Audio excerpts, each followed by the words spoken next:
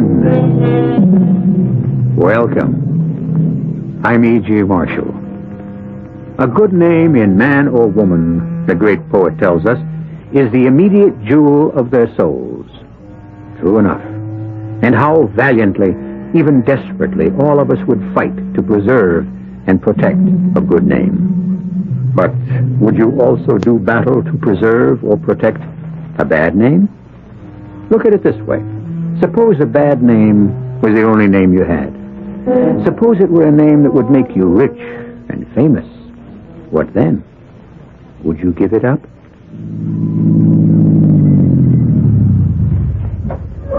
Having trouble? Yeah.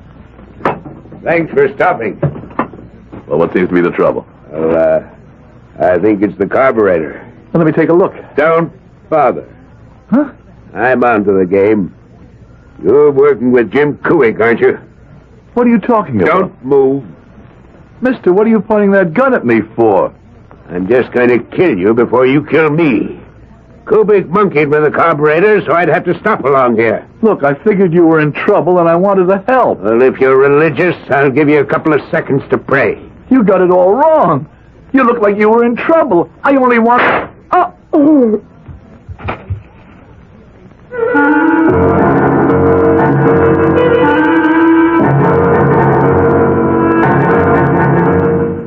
Our mystery drama, Hung Jury, was written especially for the Mystery Theater by Sam Dan and stars Howard Da Silva.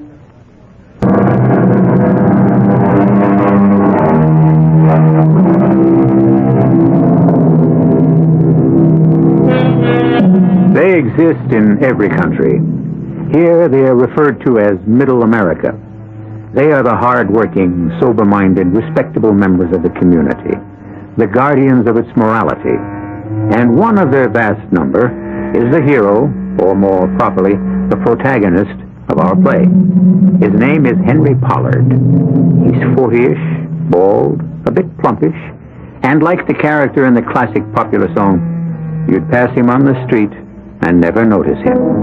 And the only reason you'll notice him now is because we shall take you into his house, a suburban split ranch, where we shall confront him in an after-dinner discussion with his wife. Henry? Yeah? I'm afraid I did something you might not approve of this afternoon. Oh, there's not much danger of that. What was it? I volunteered you again. Did you? What for this time? Oh, the books at the church are so confused. And you said I would straighten them out. They need someone who's an accountant. I don't mind, Norma. You don't? Of course not. Well, I do. Now that I think of it, I just... Oh, dear.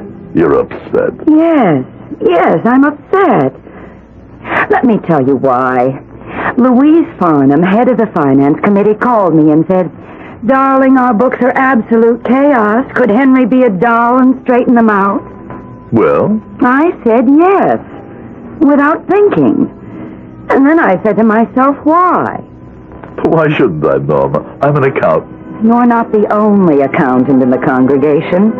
Why don't they ever ask Seth Burton or Tom Mosley? Well... Whenever something has to be done, the automatic reflex action. Call on Henry Pollard. I don't mind. You've been extending yourself for 10 years. In the church, the school, the charities. And where did it get you? Where's it supposed to get me? Nowhere definite, I suppose, but I don't think you're getting any real satisfaction out of it. Well, that's not true, Norm. What's all this? Why are you so upset? Because you're being taken for granted, and I think that rankles you. I think you're bored with your life. Norma, darling. No, you're 40. You're not really getting anywhere. I've got a promotion coming up. You haven't made a mark on the world, and you think being active in the community will somehow do something. But it hasn't. Darling, I'm very content. You don't use that word at 40. It's men like you who eventually break out, do something rash, desperate. What can I do to convince you that I'm happy with the way things are? Oh, I guess I'm being silly. I'm not even sure I understand what I'm saying. Oh, I hope that's not the office. Darling, if they need me, they need me. Hello. Hi, Precious. Who is this? Oh, you're not alone. Yes, Mr. McTavish. I remember you. Did you get away? Well, aren't you supposed to be in Los Angeles? Oh, I missed you, sweetie, so I came home. Well, if you need the figures, Oh, the way you say figures really makes me feel sexy. I'm sorry you missed me at the office. Oh, Angel, I miss you everywhere. I can't get enough of you. No, you people cannot do the annual report unless I check it out. Where are you staying? Oh, baby, the champagne is cooling nicely. I see. Well, look, this kind of thing really cannot be permitted. Pour it on. Suppose I weren't home this evening. Honey, I'd be so lonely, I think I'd die. Well, we'll have to make it short. But sweet. Save time. Make sure everything's laid out and ready for me. Oh. Do you have to go out this evening? Well, these are the West Coast people. They were supposed to be here at lunch. They claimed their plane was late or something. No. They have their presentation tomorrow afternoon. Oh, well, what's the use in complaining? Darling, suppose you'd refused. That's not in my nature. I'm worried about you. Why? There's absolutely nothing to worry about.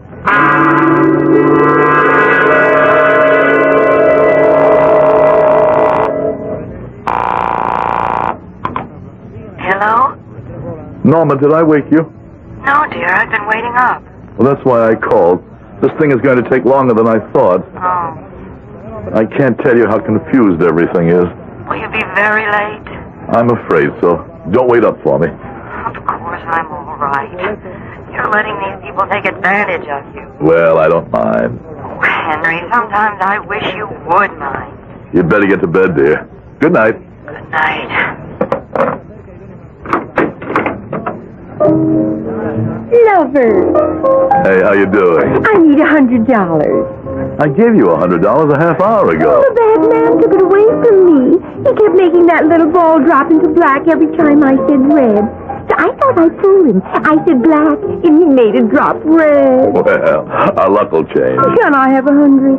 Well, Something wrong? You have such a funny look. I mean, a serious funny look.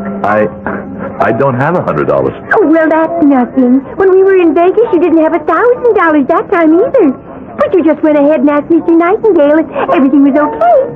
Mr. Nightingale? Yes. You said they call him Mr. Nightingale because he sings such a sweet song. Well, it's just that I'm in kind of deep. Oh, precious.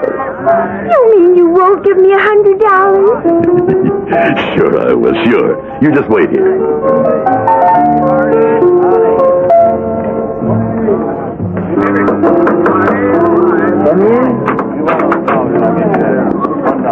Well, Mr. Pollard, have a seat. Thank you. What can I do for you? I would like to extend my line of credit. Credit. The whole world's based on credit. Oh, well, let's just check it out. Well, what are we checking out? Oh, we're completely up to date, Mr. Pollard. The dial on this telephone is hooked into a computer. In this little book, we have a roster of our customers' names, and beside each is his code number. Let's see, Pollard. Yeah. Oh, yes. 091. And so we dial 091. And in practically no time at all, the computer prints out on this typewriter everything we need to know. No sooner said than done. Oh, my. Oh, my goodness.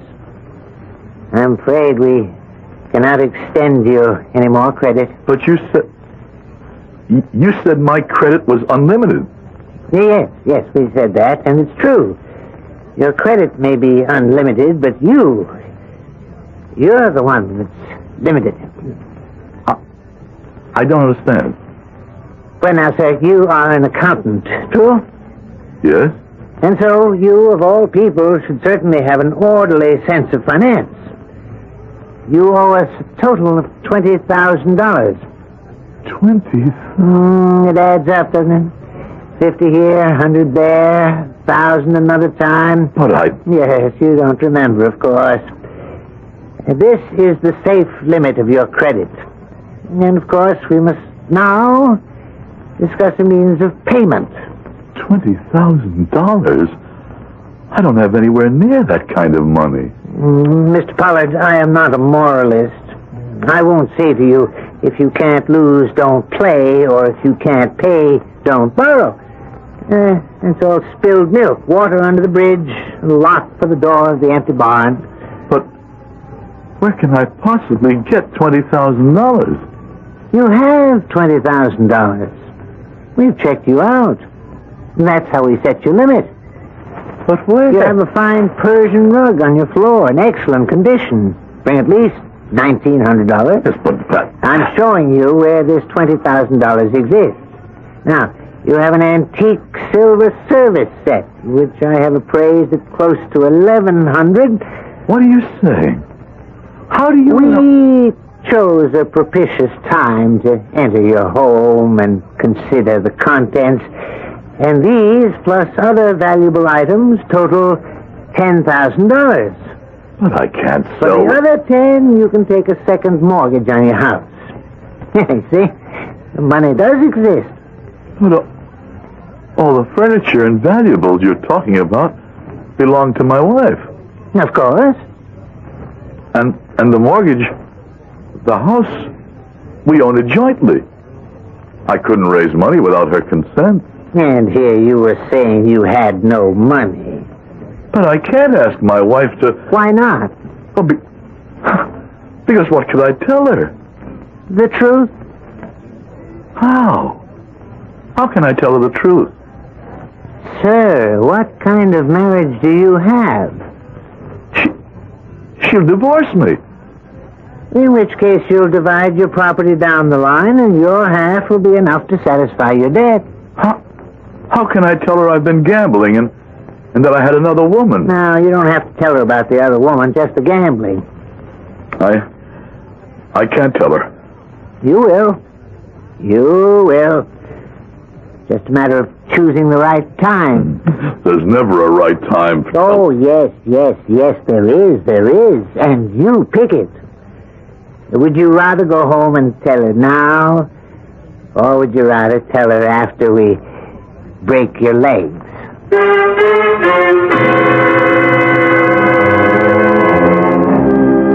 His name may be Mr. Nightingale, but the song he sings is more fitting for a vulture. Well, our friend Henry Pollard does not seem to have a pleasant set of alternatives. But there's no way to avoid the choice. And so, he will decide as soon as I return in just a few moments with Act Two.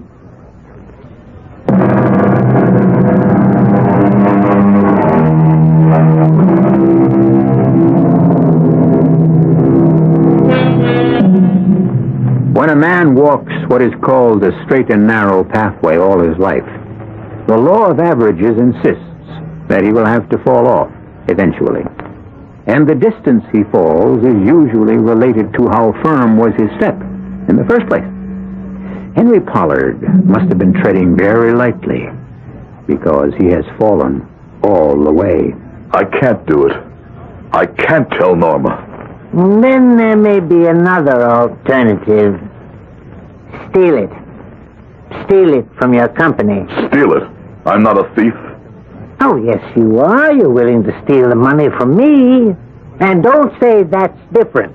I can't steal the money. Why not? You're an accountant. Well, I don't handle money. I just keep track of figures. Well, and you just have to go home and test your marriage.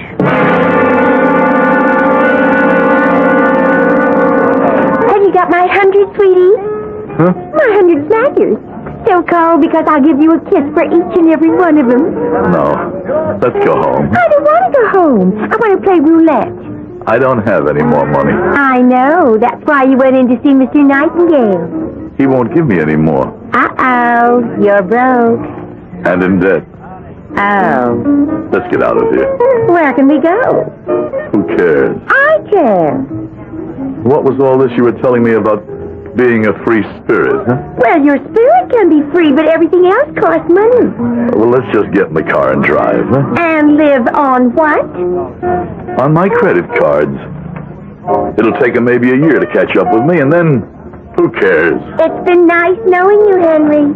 Julie, Henry, a girl has to be sure of the rent. but I can't go home. I can't.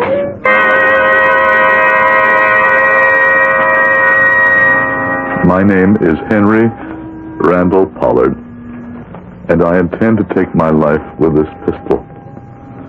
I commit this act because I don't have the ability to achieve success, nor do I have the humility to live with failure.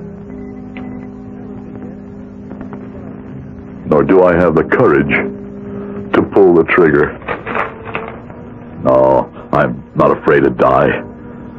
I just am not willing to shoot. Because if I make it a suicide, then Norma and the kids will not collect the insurance. What I better do is have an accident.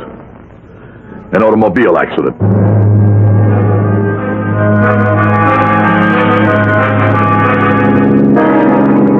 There's a guy up ahead. Huh? All alone. This hour of the night. Must have had a breakdown. No, I can't pass him by. I can do what I have to do later. Let me do a good deed before I leave this world. You in trouble? Yeah. Oh, yeah. Thanks for stopping. I don't know. Something went wrong with the car. Well, I can give you a lift to the nearest phone or garage. Would you? Oh, that would be fine. My name is Barrington. Elmer A. Barrington. I'm Henry Pollard. Well, this is so kind of you, Mr. Pollard. So very kind. Could you drop me off at a motel? I'd like to spend the night there and worry about the car tomorrow. Sure. Sufficient unto the day, the trouble's there too, as they say. Hop in. Just got a few things I want to take with me. This bag and my attaché case. That's about all. Now I'll just run up the windows and lock the doors. Let me give you a hand. No. Don't you touch that case. What? I only wanted to help. Put it down. Well, sure. I'm sorry. Yeah. I see it all now. This is the way it was supposed to be. Kubik arranged for my car to stall out on the turnpike. Then you happen along as if by coincidence and kill me. And take the money. That's an old trick. Will you please tell me what you're talking about? Oh, yes. It's the last trick you'll ever try. Hey, what are you going to do with that gun? You can't kill me. Oh, but I can. And I kill very well. Look, mister. Because I have an instinct. A hunter's instinct. A killer's instinct. I smell, I sense death and murder. Look, all I wanted to do was help you. And before I kill you, I must tell you why your little scheme failed. I had no scheme. You were overmatched. You and my idiot servant, Kubik. I don't know anybody named... This is the last minute of your life. And you should know why your amateurish plan was doomed from the start. Believe me. I've lived here in America 30 years. Look at me. Listen to how I speak. I'm an American. A typical American, no? But my name isn't Barrington. It's von Barenheim. I killed 100,000, 200,000. Who can count them? I pacified Warsaw for my Führer. The others, Goering, Himmler, Goebbels, Streicher, all dead. All gone, except me. Me! One they call the werewolf of Warsaw. And now, you're dead too.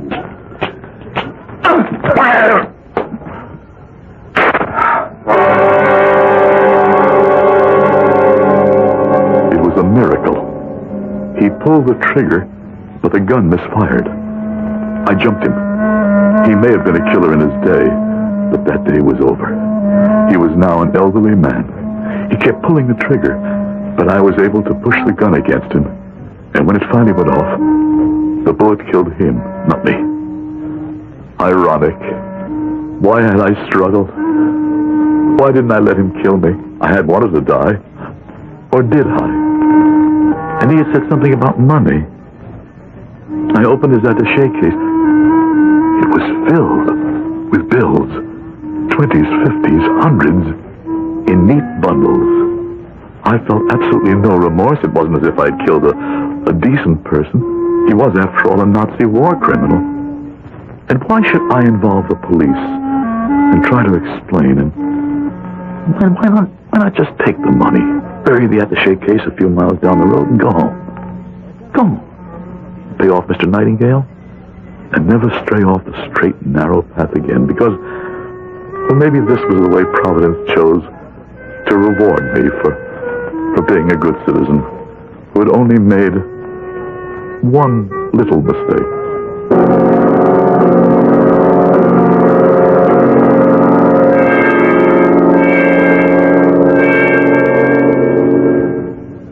Will you be home for dinner again this evening, Henry? Of course. I come home every night, don't I? Well, yes, dear. This past month. I had to slow down. Been working too hard. No more night sessions at the office. I'm glad you don't drive around so much at night anymore. Say, you know that night you came home late? I think it was the last time you stayed at the office. A man was murdered on the turnpike. Yes. Yes, I think I remember. Well, they caught the murderer. Say what? Who is he? Henry, you look so pale. Oh, I don't blame you. You passed that spot just before or just after it happened. It might have been you. Who's the murderer? Well, he's not the murderer yet, not until he's convicted. But the suspect is a man named James Kubik. James Kubik? Yes, he's been arrested and charged. And they don't do that unless they're pretty sure, do they? James Kubik. Now what do I do? Do I say that Mr. Kubik is innocent? Do I come forward and present myself as the killer of Mr. Elmer A. Barrington? I should. And if I were everything I claim to be, that people think I am, I would. But I'm not what I claim to be. If I were, I'd never have gotten into this thing in the first place. But how can I let an innocent man... Well, maybe a jury will acquit him. No point in my being hasty. Just wait and see what happens.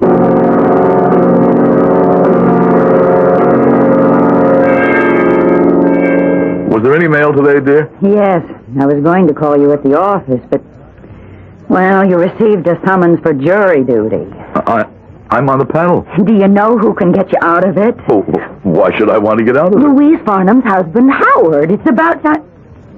Did you just ask why would you want to get out of it?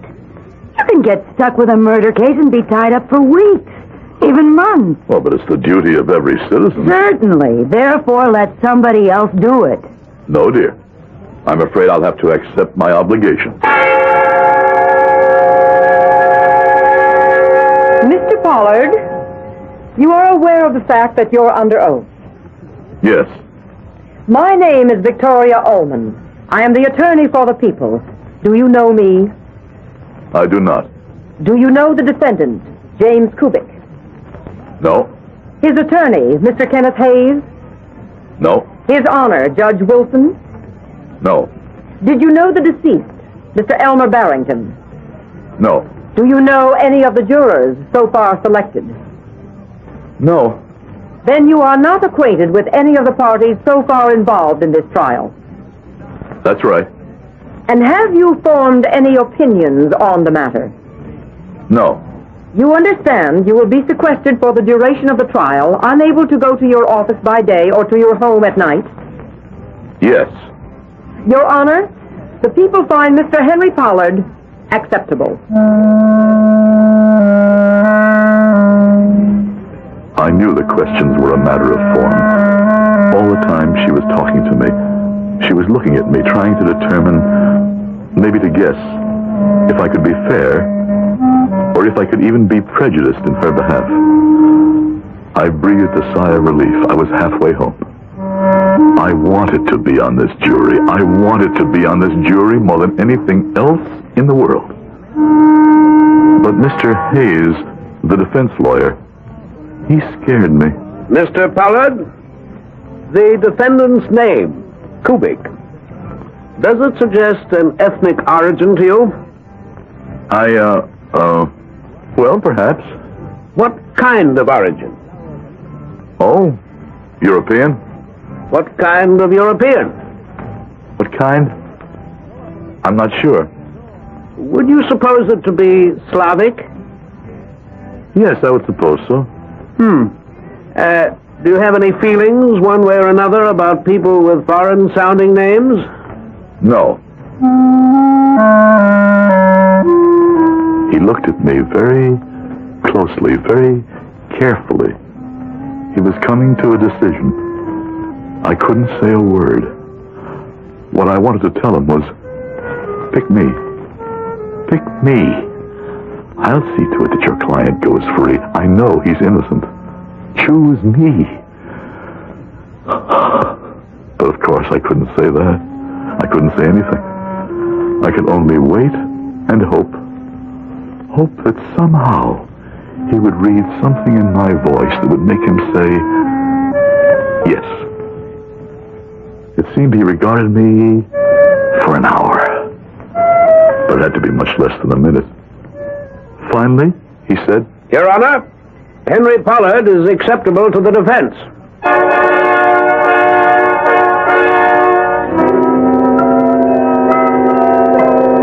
Acceptable to both the people and the defense. We have Henry Pollard, now a juror, sitting in judgment.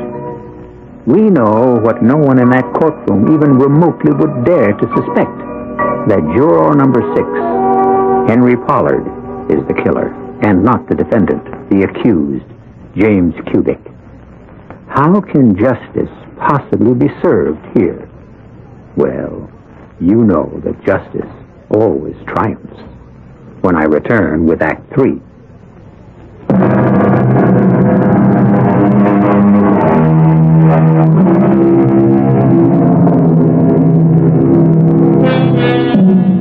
We have been observing the workings of fate on the life of one Henry Pollard. Henry Pollard is a typical citizen, outwardly. But inwardly, we are aware of other things. Henry has led 2 lives. One, the safe, sober, uneventful suburban existence. The other has seen him violate at least 5 of the 10 Commandments. Now, both lives come together in a courtroom where Henry, who has committed murder, is not in the prisoner's chair where he belongs, but in the jury box. And we will prove that the defendant, James Kubik, did, with all malice aforethought, plan and execute a scheme to murder his employer, Elmer A. Barrington. As she started to talk, I looked at the defendant very carefully for the first time. He was about my age, small. He had shifty eyes, which I suppose was not in his favor. He had a nervous manner, which didn't help either. But he had a right to be nervous. He was on trial for his life. I wanted to tell him, don't worry. I won't let you pay the bill for me. You're safe. I'll swing this jury for you. Mrs. Bronson, you were Mr. Barrington's housekeeper? That's absolutely correct. You worked for him for how long? 15 years. And what kind of a man was he to work for? A saint. What business was Mr. Barrington engaged in, Mrs. Bronson? He bought and sold. What? Anything. Everything. Stocks, bonds, houses, business. He was a very sharp, shrewd man. And was he accustomed to carrying cash with him in large amounts? Oh, yes. Thousands of dollars in that attaché case of his. And when I'd say to him, Mr. Barrington, ain't that dangerous? He'd say, well, I got Kubik to protect me. Some protection that one turned out. The pistol he was carrying the night he was shot. The one that killed him, lying there on the table. Do you recognize it? Yes, ma'am. Belongs to Mr. Kubik. Will you tell us what happened the night of the murder? Well, Mr. Barrington had just got a phone call. And he said, I have to go upstairs and get my attaché case. Get hold of Kubik and tell him he has to drive me. Where's Kubik? I'm right here, Mr. Barrington. What's the matter with you? You look like hell. Been drinking again? Oh, no, sir. I just feel sick. I can't let you drive me if you're sick. Is the convertible okay to take? Yes, sir. I fixed the carburetor. Come out with me and make sure. Mr. Barrington, I'll need some money to pay some food bills tomorrow. Oh, well, wait a minute.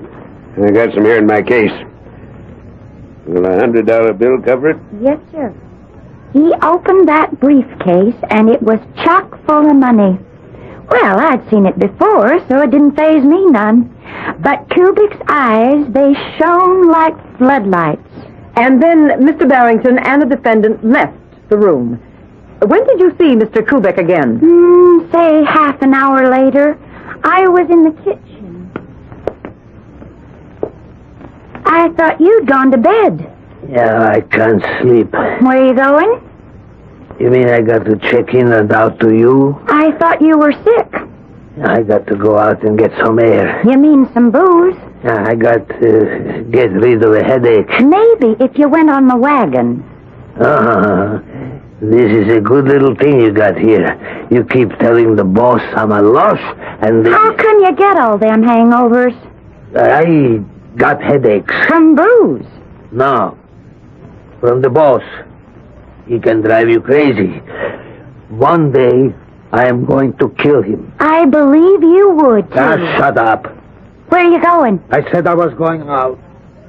Now, Mr. Kubik, you walked out to the garage with Mr. Barrington. Yes, I did. And you checked out the carburetor of the convertible? Yeah, I did that. And then you claim you gave him the pistol. Yes. Ordinarily, you would carry the pistol because you were also his bodyguard. Well, yes, but I wasn't driving him that night. No one saw you give this pistol to Mr. Barrington. Well, nobody else was there. So we only have your word for it. Why would I lie? Why, indeed. Were you aware of the fact that Mr. Barrington carried large sums of money on his person? I didn't know what he carried. It was all in that case. Mrs. Bronson has just testified that Mr. Barrington opened the attaché case in your presence, and that it was filled with bills. I did not see it. I mean, I mind my own business. Somebody opens a private briefcase, I don't snoop to see what's inside. What have you to say to the testimony given by Mrs. Bronson that you threatened to kill Mr. Barrington? I didn't threaten to kill Mr. Barrington. Did you say, one day I'm gonna kill him? Well, did you? No. You didn't say it. But I did not mean it. I mean, why? Why would I kill him? Because he was strict. Because he may have insisted on a better job from you. Everybody says something they don't mean sometimes. Don't you? Don't you ever get mad at somebody? It was going from bad to worse. When you sit on a jury, you know how things are being taken by your panel mates. You can tell, well, by the way they breathe, the way they listen, the way they pay attention or pretend to pay attention. You can tell everyone's already leaning one way or the other, and they were leaning toward conviction. Unfortunately, he was a terrible witness for himself. Didn't Mr. Barrington threaten to fire you? No. Yes. And isn't it true that the real reason he kept you is because you were willing to work for low wages? Well, Why were you willing to be underpaid, Mr. Kubik? Well, jobs are hard to get. Especially for a man with a criminal record. To compound the damage, Kubik had served time for assault. He had almost killed a man. There may have been some justification, but I could see he was gone. And yet, I couldn't let him pay the bill for me? Or could I? But what could I do? Stop the trial and step forth and confess? No, I couldn't do that either. And then it occurred to me, there was a way. He would be found guilty, but I could make him a hero. He would get off easily. All I had to do was somehow get word to his counsel. Your Honor, I wish to recall the defendant to the stand. I do this because we've come into possession of a piece of evidence which casts an entirely new light on this case. Mr. Kubik, you came to this country from Poland? Yeah. While in Warsaw during the war, had you ever heard of a man named von Barenheim? My memory ain't so good. You were an officer in the Polish army, were you not? Yeah, I think I was a lieutenant. I don't really remember. When the Nazis overran Poland, special Gestapo execution squads hunted down most of the Polish officers. I think that's what happened, but I don't remember. I was in prison. I find it hard to remember. I get headaches. The leader of the execution squads was Colonel Fritz von Barenheim. He was known as the Werewolf of Warsaw. Do you remember him? People think I get drunk all the time, but it's just that I have these headaches. He was a war criminal. Hundreds of thousands died because of his atrocities. Now, we have been able to determine that this von Barenheim escaped to America and changed his identity to Elmer A. Barrington. I got a headache now. But one night you recognized him. Something happened. He gave himself away. Filled with completely human, absolutely understandable desire for revenge, in a fit of emotion you simply could not control, you killed him. No. I did not kill him. You killed him to avenge your dead and tortured countrymen. I never killed anyone. The air was changing in that jury room. I could smell it. They were leaning forward and looking at him now. For the first time, they saw him as a human being. I glanced at the lady on my left. A tear was running down her cheek. But the idiot, he was too stupid to see his only chance was to confess. Confess, you fool. Confess, and you're a hero. His lawyer was working desperately to make him see it. It doesn't lessen your guilt, but it makes it human. Thou shalt not kill, the book tells us. But how do we answer those who understand only death and murder? You're a hero. You've avenged 1,000,000 crimes. Your name will go down in history as the Avenger of Warsaw. I will not kill anybody. This stupid, cringing coward. He was being offered immortality, and he didn't have the courage to accept it. He would have a place in history. He would be somebody. But he sat there just stammering, stuttering, until finally the idea seemed to percolate somehow into his brain. You need not be ashamed, Mr. Kubik. Oh, well, I... Confess proudly, accept the blame, but also the glory. Yes. Yes! I recognized him! Confess? To what can he confess? I killed Barenheim. Me, I did it. It's my glory, not his. It's my immortality, not his. Why should he be known as the destroyer of the Werewolf of Warsaw, the avenger of the innocent martyrs? I'm the one who killed Barenheim. Tell us, Mr. Kubik, tell the court in your own words how you recognized this infamous monster. No, that glory, that credit, it belongs to me. I won't give it away. I won't give up a place in history. I won't. It's mine. Tell us, Mr. Kubik. He can't tell you anything. You know why? He didn't do it. I'm the one. I killed Fahrenheit. What are you saying? Listen to me, everybody. I killed him. You see, I recognized him from an old picture in a magazine. I never forget a face. I killed him. You don't believe me? I'll show you where I hid the attaché case. That'll prove it. Prove that I, Henry Pollard, killed the werewolf of Warsaw. Let the whole world know that I killed him.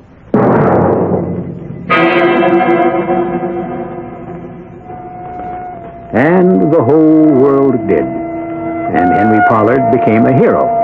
Of course, he went to jail because some of the suspicious-minded people on the jury, another jury, the one that was impaneled to try him, wanted to know what had happened to the money. But there are still those who see him as a man of the purest motives. My only motive is to return here in a few moments.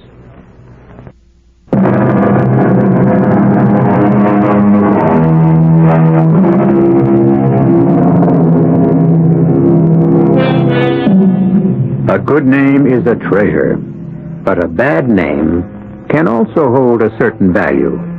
We live in an age of merchandising, and any product is saleable if you know how to package it. Right here, at this position on your dial, you can have 7 exciting and suspenseful packages each and every week.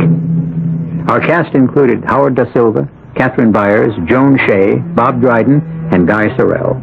The entire production was under the direction of Hyman Brown. This is E.G. Marshall inviting you to return to our Mystery Theater for another adventure in the macabre. Until next time, pleasant dreams.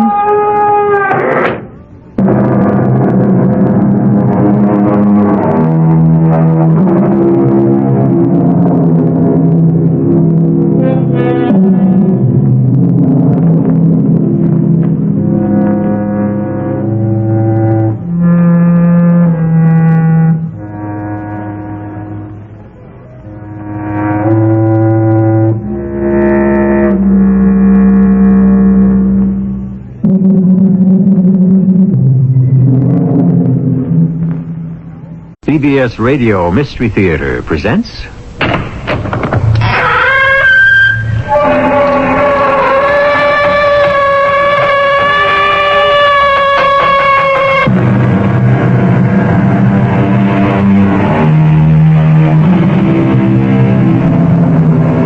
Come in. Welcome. I'm E.G. Marshall. Personality is a very individual thing. You are who you are, and you're usually quite sure of it. When you awake in the morning, you don't sit up wondering who you are. You know right away that you're John Jones or Edna Smith. But in the story about to unfold, that isn't exactly the case. You'll see what I mean when our tale gets underway. I don't want to give it away. We'll let the drama speak for itself as we go inside a large metropolitan hospital to a room on the 10th floor. George? Darling? How are you feeling? Hello. You're looking much better. Thanks. It's nice of you to visit. Has anyone called my wife? It's all right, dear. I'm right here. I'm your wife, darling. Please, call my wife. She ought to know about the accident.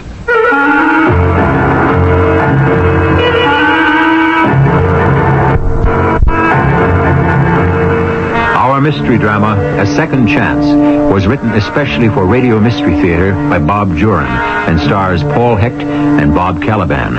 I'll return shortly with Act 1. Kodak brings the instant to life. Kodak wants to offer you some instant fun money for a limited time only. Get a $10 rebate when you buy either the Kodak Colorburst 250 or the new Colorburst 350 instant camera. With either instant camera, you get the sharp, rich, vivid color pictures Kodak is famous for. See your photo dealer for details about Kodak's $10 fun money offer. Kodak brings the instant to life. The new breed. The brave men and spirited women who settled in a land teeming with promise. They were the immigrants who would forge an independent nation out of the colonies of 17th century America. The New Breed, a new historical novel from the producers of Wagons West. Read The New Breed by Douglas Elliott, the first in the all-new American Patriot series in paperback from Ballantine Books. This is Ken Howard. If you're over 18 and already out of school, I have a personal question for you. Can you read as well as you would like to? I don't mean just traffic signs and sports programs. I'm talking about books, magazines, and newspapers, and the labels on medicine and food packages. If you don't read well enough to understand these, you can get help at your library. Many libraries offer assistance for people who didn't learn to read very well in school. If they don't have the programs themselves, librarians can often recommend a local tutor, self-help books, or even televised instruction that includes other subjects as well as reading. 25 million Americans have trouble reading, and some of them don't even realize it, or they're too embarrassed to ask for help. If you are one of them, don't waste your mind any longer. The libraries in your area are waiting to help you. You just walk right in and ask for books on any subject that interests you, whether it's basketball, basket weaving, or the mystery of the Baskervilles. You name it, the library has it. They've got your number. Now you get theirs and give them a call. A public service message of the American Library Association.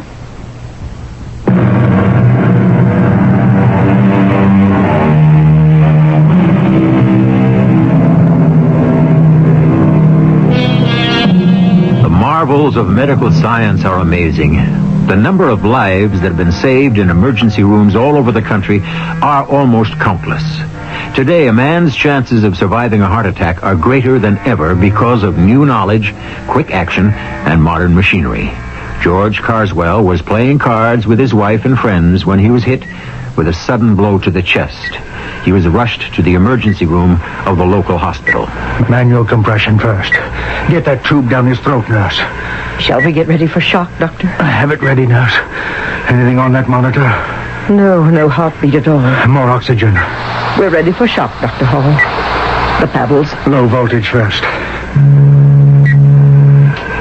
Any response on the monitor? None yet. We won't give up. Increase the voltage. Who is he, do you know? Mr. George Carswell. Overweight, smell of alcohol and tobacco on him. When will they learn? Anything yet, nurse? Nothing, Doctor. Adrenaline. He's clinically dead right now, but I'm not giving up. Is somebody there? I think somebody's there. I am. Who are you? I'm funny. I'm trying to think. I don't know what happened to me. Yes, I'm George Carswell. How long have you been here? I don't know. I can't figure it out. I don't know where we are. Something's coming back to me. Marlin. Yeah, the name Marlin. Henry Marlin. That's who I am. But that's all I remember. I know my name, but nothing else. What happened to you? I don't know. I can't see you. I can't see you. I wonder why. I can hear you. Or rather, I can feel your presence. How did you get here? Do you know? No. I don't remember a thing. Mine's a blank. I feel awfully peaceful, though. I seem to remember something now. Cards. Playing cards. I don't remember a thing. wonder how we got here. I wonder where we are. You feel a sort of tugging sensation? No?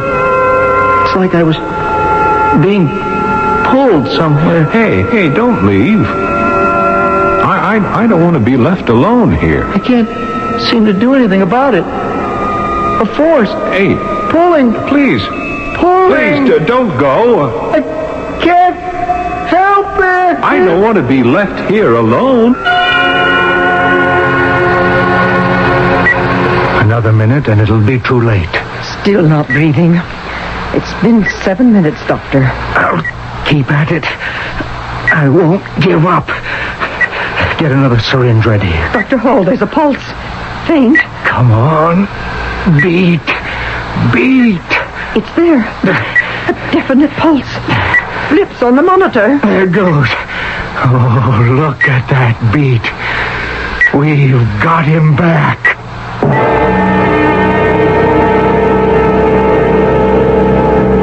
Mrs. Carswell. Dr. Hall, is he? He's alive. Oh, thank you. And thank God. Please, sit down. Your husband had a very close call. He was clinically dead for 7 minutes. He's critical. Will be for some time, but he is alive. And I give him a pretty good chance. He had no history of heart disease. No, he was never sick a day in his life. We were playing bridge with the Maxwells, and suddenly George just dropped his cards. He tried to stand up, and he collapsed over the table. May I see him? For a moment. He's unconscious. You can look in on him, but don't speak. Sometimes the subconscious will respond, and I want complete rest and quiet. He's in intensive care now. Why don't you go home? I'll call you when he comes to. Oh, no. I would rather stay, no matter how long it is. I'd go crazy at home. I'll be back around 10 in the morning. They know where to reach me if there's any change.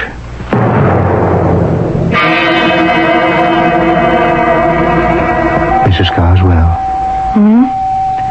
Oh. Good morning. Oh, Dr. Hall. I've been here all night. Mr. Carswell's awake. He hasn't said anything, but I think you can see him now. Just for a moment. Oh, thank you. His vital signs are excellent.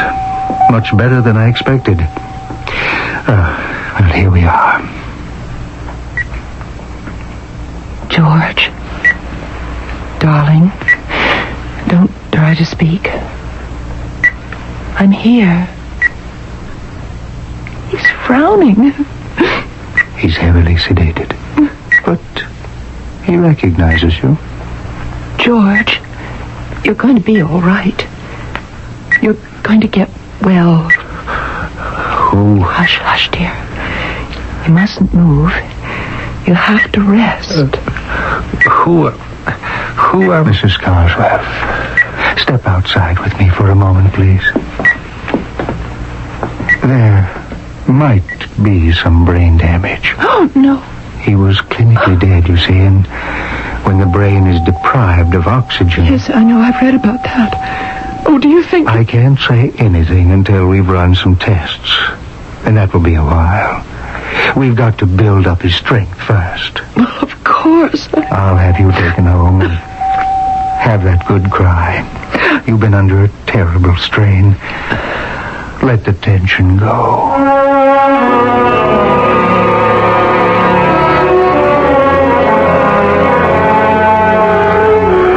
Who are you? Good morning, Mr. Carswell. I'm Nurse Wilson. What happened to me?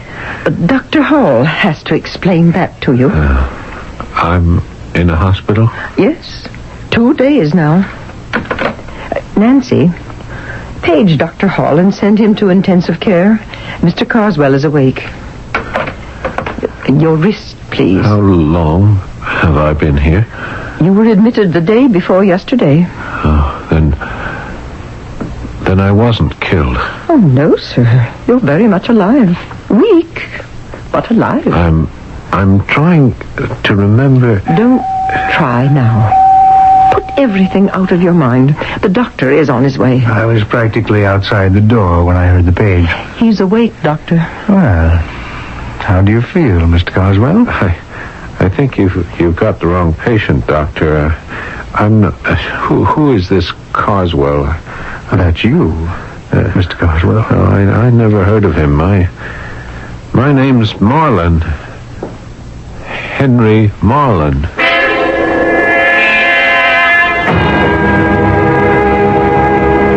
Mrs. Carswell, he keeps insisting he's someone called Henry Marlin. Has he ever known anyone by that name? Not that I know of.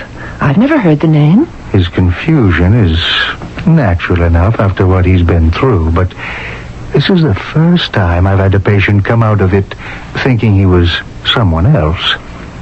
They're sometimes vague, can't remember.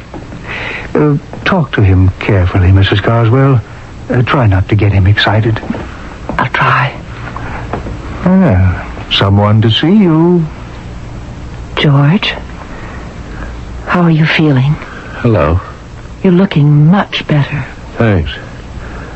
It's nice of you to visit. Has anyone called my wife? It's all right, George. I'm here. She ought to know about the accident. You'll be all right soon. Who are you? Well, why do you keep calling me George? Oh, dear. One moment, Mrs. Carswell. Oh, if only I could get up. It's too weak. Please call my wife. Where? Where can we reach her? There's my wallet. Identification. Oh, I don't know. Maybe it was lost. In the accident. What accident, Mr. Marlin? Well, that's why I'm here, isn't it? The motorcycle accident. A blinding light. A car, I think. I can't seem to remember it all. You think you had a motorcycle accident? No, I don't know. I'm confused. Yes, I was riding my motorcycle. I don't know why. I was going somewhere. George doesn't have a motorcycle. Where do you live, Mr. Marlin? I'm trying to live. Spring Street, I think. Spring Street. Where? Here. Right here in St. Louis. You will call my wife, Doctor. We'll do the best we can. You rest now. Yeah, her name is Grace. Grace Marlin. She'd better know about my accident. We'll try. I'll have Miss Wilson bring you a sedative. Just rest, and we'll do all we can.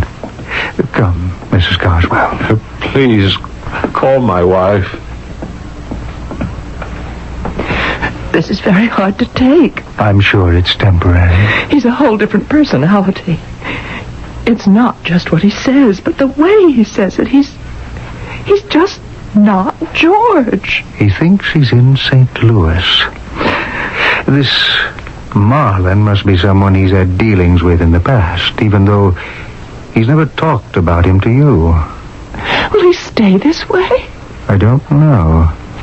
When he's strong enough, we'll put him into psychotherapy. Try to draw him back to reality.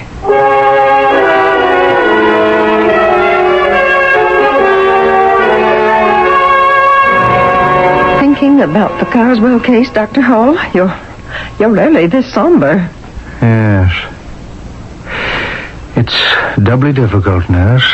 A heart patient has to be kept quiet and, above all, free from anxiety. Carswell's delusion is upsetting him. Could it be some sort of amnesia in reverse? Instead of forgetting who he is, the shock of the heart attack made him suddenly remember another past. It seems to me the only possibility at the moment. Mrs. Carswell says he's never mentioned the name of Henry Marlin or being in St. Louis. They were buried in his psyche. I want to do something, and I'm afraid to do it. Can I help? I have the strongest desire to try and see if there is a Mrs. Grace Marlin in St. Louis. I think you have to. You'll have to put that idea to rest.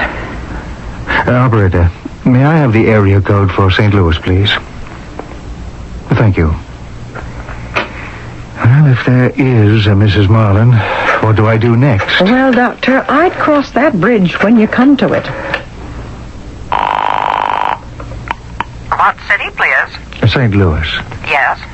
Do you have a listing for a Henry Marlin or Grace Marlin on Spring Street? I don't have a street number. 1 moment, please. She's checking. Sorry to keep you waiting, sir. That number is 555-8181. Could it be the same Henry Marlin? George Carswell awakes from a near-fatal heart attack and claims he's Henry Marlin from St. Louis. Apparently, he's not imagining things. The telephone company has a listing for him. Is it amnesia? Is it someone George knew from years before and now imagines himself as that person? Or could something uncanny have happened on that operating table? If you're thinking what I'm thinking, we'll find out the answer when I return with Act 2. Taking a laxative? Yeah, traveling throws my system off. But so can a laxative. Not Metamucil. That's Metamucil? Metamucil Instant Mix in little packets. Oh. Easy to take along. And easy on your system. Because Metamucil is made from natural fiber with no chemical stimulants. More doctors recommend Metamucil for really gentle relief. I like that orange flavor. Me too. Easy to take. If not nature, Metamucil. Read label and follow directions. With all the great paint values available during True Test Anniversary Paint Days until July 12th at True Value Hardware stores, you'll want to be able to apply the paint you choose in the easiest, most professional way. Hi, Pat Summerall to suggest the Easy Painter 8-piece pad painting kit for just $4.44. This handy kit includes 2 4x6-inch painting pads, a mini brush pad, sturdy tray, and more. Get the Easy Painter 8-piece pad painting kit for just $4.44 at participating True Value Hardware stores and home centers.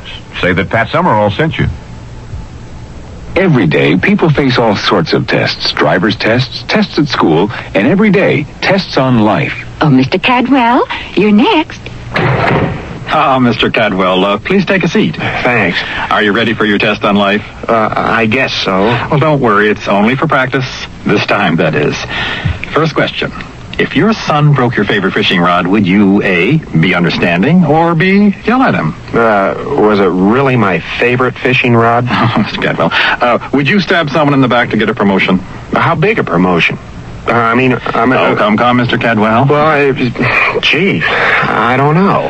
Well, you can find the answers at your local house of worship. That's where you and your family can learn about handling the everyday problems we all face. Religion in American life, Mr. Cadwell. We need it. A message from Religion in American Life, the Ad Council, and this station. Yeah. Well, thanks, and see you later. You can count on it.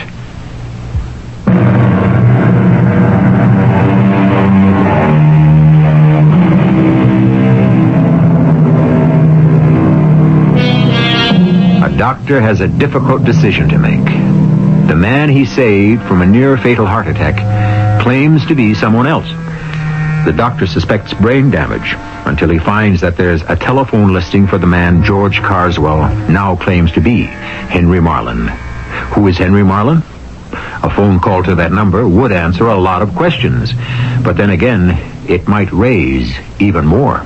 Are you going to call, Dr. Hall? I've got to give that a lot of thought. If, as you suggest, it's amnesia, she hasn't seen him in years. He's been living as George Carswell for 20. What do you tell a woman whose husband disappeared 20 years ago that here he is under a name of George Carswell? I don't know. And neither do I. Suppose you were to call. Yes? Well, just ask for him. No explanations. What if he's there? Well, pretend to be a telephone magazine salesman, anything. It's obviously a different Henry Marlin. The operator gave me the number right off. If there were more than one Henry Marlin, she would have asked for further information. Oh, true. Miss Wilson, what do I do? Make the call. Before I lose my nerve, let's see who answers 555-8181. You can always be non-committal. Say it's a wrong number, even.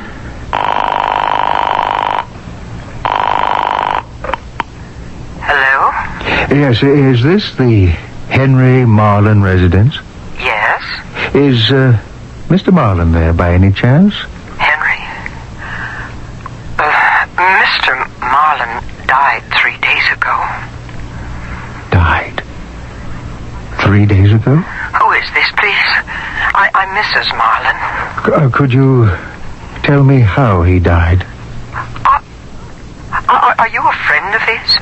Not exactly. He was killed in a motorcycle accident at Three Rivers Bridge. A car went through an intersection. The gas tank on Henry's motorcycle exploded. This was 3 days ago? Yes.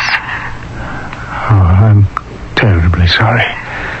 I'm sorry to have troubled you. Who is this calling, please? Goodbye, Mrs. Marlin. He died 3 days ago, consumed in a fire. 3 days ago? But... Yes, but it's not amnesia or brain damage. Whoever this Henry Marlin is, we brought back his personality when we brought George Carswell's body back to life.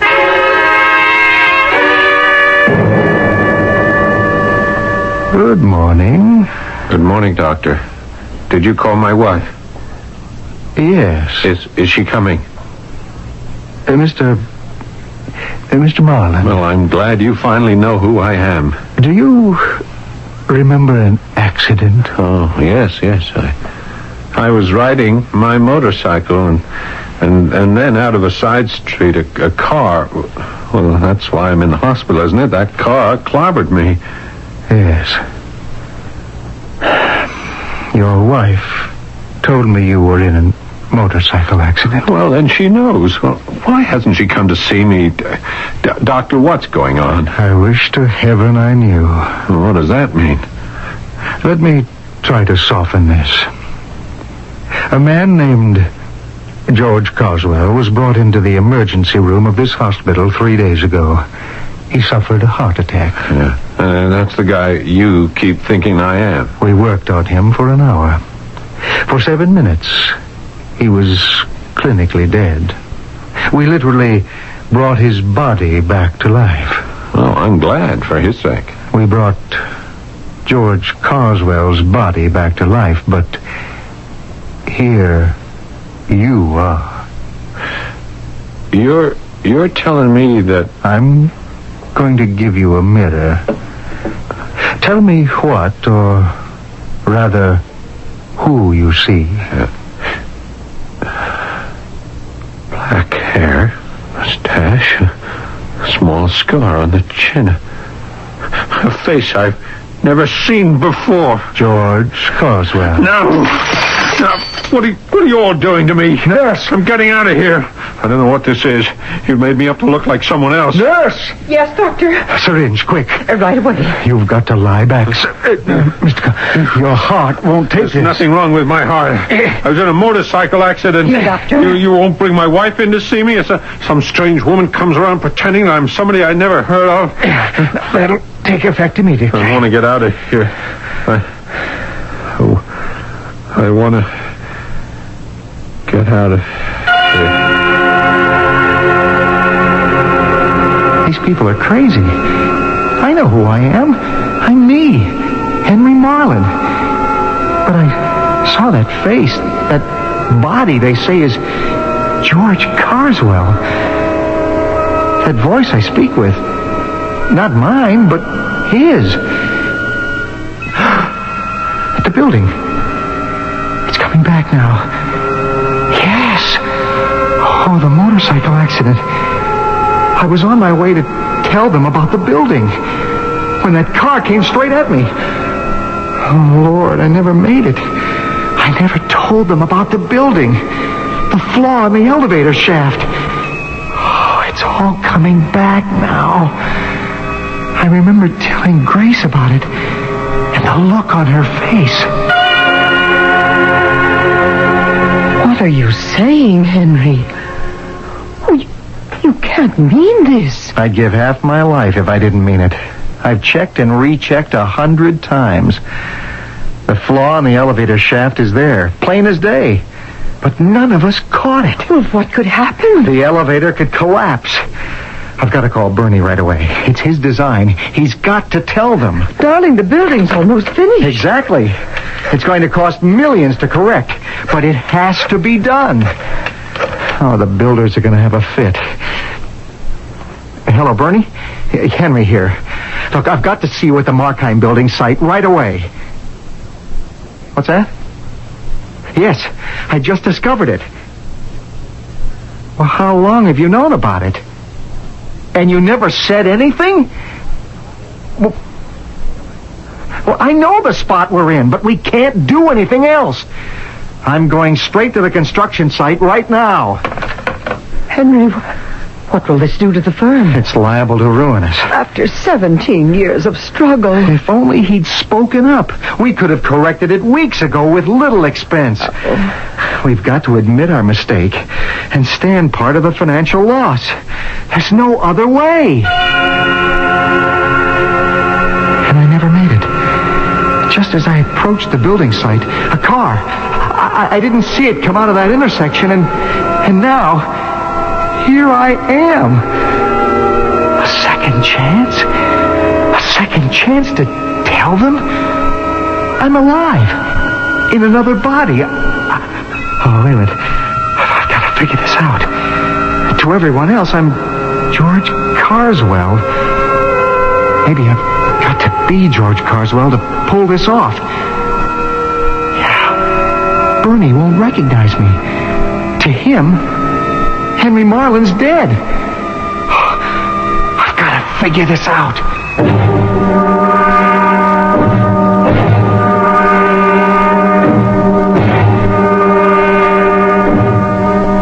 Good morning. Hello, Doctor. Nurse tells me you had a quiet night. Now, look, Doctor, I got to get out of here right away. That's impossible. I must.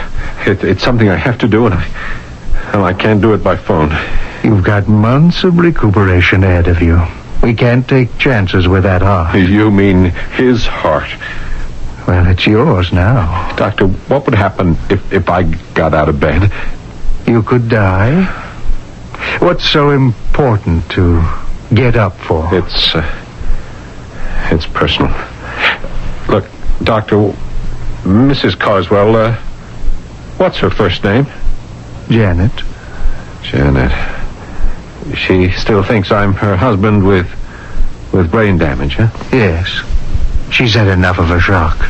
I can't tell her someone else is inhabiting her husband's body any more than I could tell Henry Marlin's wife that he's here.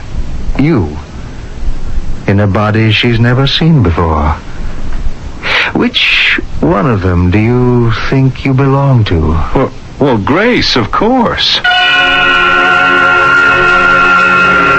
I can just get my head together and get used to this. Oh, I have a perfect disguise. I've got to get back to St. Louis. I know I'm taking a chance with this weak heart that guy Carswell had, but it's a chance I'll have to take. Oh, what am I going to use for money? I think Carswell's clothes are in the closet, but without enough money, I might as well forget it. Oh, money. I've got to get enough money.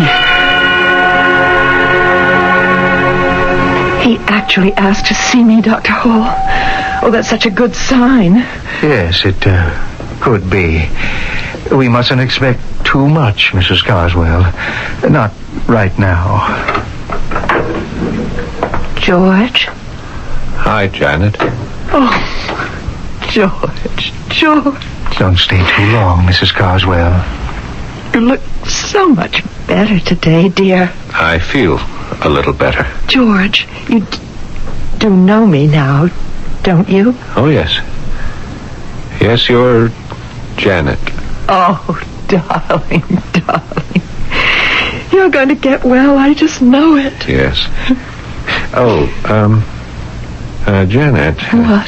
The money for the hospital, the doctors... Well, that's all taken care of by your insurance, darling. You know that. Now, don't you worry for a second. Yes. If you need anything, you do have the credit cards. All of them. George, don't upset yourself over things like that. Just keep thinking about getting well. Janet, would you ask the nurse if I could have some ginger ale? I'd like some ginger ale. I'll get it right away. I've only got a minute. Act fast. I can just reach her purse. There. Wallet. Oh, good. Oh, the credit card. She said... The credit card. And his signature on it. Oh, what luck. That's all I need. And $30 cash. Oh, she's coming back. I must get the purse back. Here you are, dear. There's no ice, I'm afraid. The nurse said nothing too cold. Oh, that's okay. Now, is there anything you'd like from home, George? No, I don't think so. What happened to my clothes? They're in the closet here, I think. Oh. Yeah. Here they are. I'm feeling tired. If you don't mind, I'd like to try and sleep. Huh? Well, of course. I'll be back tonight. Clothes in the closet. Credit card. First get a cab to the airport and a flight to St. Louis. I've got to try to sit up. Oh, yeah.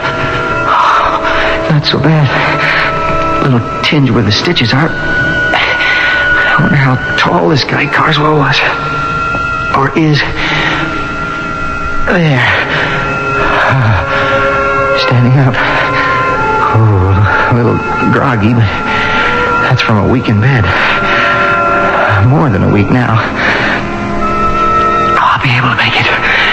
But getting out of here without being seen, that's the big problem. How am I gonna do that? Good evening, Mrs. Carswell. Visiting hours are almost over. I know, nurse. I won't stay long. I just want to say goodnight. Well, it's all right. Take a few extra minutes, if he's awake. Oh, he ate well this evening. I'm glad to hear that. I won't tire him. Miss Wilson? Miss Wilson! What is it? He's not in his bed. What? He's not in the room. What? Well, that's impossible. There's been a nurse at this station all evening. Where could he go? He's not supposed to get out of bed. They're gone. What? His clothes. They were here this afternoon. He asked me about them. His clothes are gone. Well, he managed it. Henry Marlin, in the person of George Carswell, has apparently gotten out of bed and left the hospital. A neat trick and a dangerous one, considering that heart condition. But Henry Marlin is so desperate to return to St. Louis, he'll take any chance, it seems. How he managed to leave that hospital unnoticed, and what happens to him next, we'll learn when I return shortly with Act 3. WBBM Chicago News Radio 78. Families all gathered, summertime is here. Volleyball and barbecuing, it's that time of year. Working up a thirst, just sitting in the shade. Nothing's finer than the taste of good old-fashioned lemonade. Country time, tastes like good old-fashioned lemonade. Made with natural lemon flavor, so it's not too tart and not too sweet. Country Time lemonade flavored drink. Tastes like good old-fashioned lemonade. The South. the end of the Civil War and the beginning of a new life for those who survived its bloodshed. From this turbulent era of our great American heritage emerges the proud, passionate saga of one family, their plantation, and their dreams. Windhaven's Crisis by Marie Desjardins, the 8th book in the best-selling Windhaven saga, Windhaven's Crisis, new from Pinnacle Books, wherever paperbacks are sold. For the hungry of the world, life can be worse than death. Because living with hunger means living with disease, blindness, mental retardation. They're crying out for help. Please don't turn away from me. You're the caring one I need. With your help, I know I'll grow. You will give me hope. 1/4 of the world's people lives with hunger every day. But there is hope. Right now, Protestant, Catholic, and Jewish relief and development agencies are working with people in 90 countries. Please, help them. They're getting food to the children and bringing life-giving skills to the adults, so the hungry of the world will learn to grow their own food. Send your tax-deductible contributions to the Interfaith Hunger Appeal, P.O. Box 1000, New York 10150. You are the hope of the hungry. Please give. A public service of the Interfaith Hunger Appeal and Advertising Council.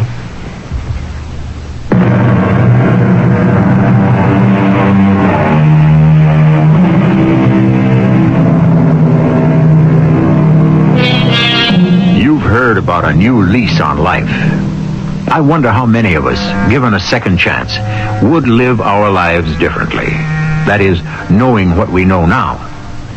Architect Henry Marlin knew about a structural defect in one of his firm's buildings, but he died in a motorcycle accident before he could reveal it. He's been given that second chance through an inexplicable circumstance which finds him alive, but in the body of another man, a body with a weakened heart that hangs to life by a very fine thread. And he's taking an enormous chance with it. This is absolutely inexcusable. For any patient to leave unnoticed is inexcusable, but Carswell, a heart patient. We can't explain it, Dr. Hall. The nurse's station was never left unattended. I'm ordering a full investigation. If anything happens to that man, the hospital's responsible. We've got to find him. Security, Dr. Hall here. I want all exits to the hospital covered at once. A patient's trying to leave, and no visitors are to leave until Agnes Wilson gets down to the front entrance. Got that? It may be too late. He might be out of here already. Wilson, get down there right away and see if you can spot him trying to slip out with the visitors. Start letting them through and watch for him. Yes, sir. And send in Mrs. Carswell. Yes, sir.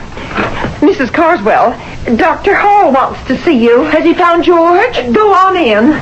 Dr. Hall, isn't anything being done to find my husband? Everything, Mrs. Carswell. He can't go far. He has no money. His wallet was put in the safe when he was admitted. But we must have a picture to show security and the police. Police? It's going to be bad publicity for the hospital, but his life's at stake. But I have a photo of him in my wallet. It's a recent picture. It was taken last summer at Lake George. Oh, I'm so upset I can't... How strange. My credit card is gone. What? I know I had it. I used it this afternoon. Mrs. Carswell, put a stop on that card immediately. From this phone, right now. Then I'll talk to a supervisor there. If he did take the card, we've got to know when and where he tries to use it.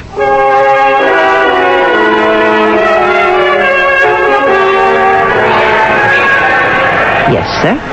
St. Louis, please. One way. When's the next flight? 10:50, sir. Let me see if there's space available. Yes. I can book you on that flight. Name, sir? Carswell. George Carswell. All right, Mr. Carswell. That will be $186.75, including tax. Okay, here you are. Credit charge. Very well, Mr. Carswell. One moment, please.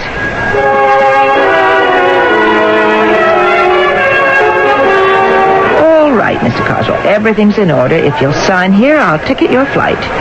Gate 12 at 10:50. I just don't understand, Doctor. Why would George try to leave? Mrs. Carswell, I've got to level with you. I think your husband, that is, the man who walked out of here, may be on his way to St. Louis. St. Louis? Yes. Why did you hesitate? And then say, the man who walked out of here? Because, Mrs. Carswell, the man who walked out of here is not your husband, but a man named Henry Marlin. What are you talking about? I told you we suspected brain damage, but that's not it at all. A Henry Marlin of St. Louis was killed in a motorcycle accident the same day your husband had his heart attack. His wife in St. Louis told me that. His wife? Henry Marlin's soul, personality, mind, call it whatever you want, is in the body of your husband. I think you've gone mad. When we brought your husband's body back to life, we brought back another man.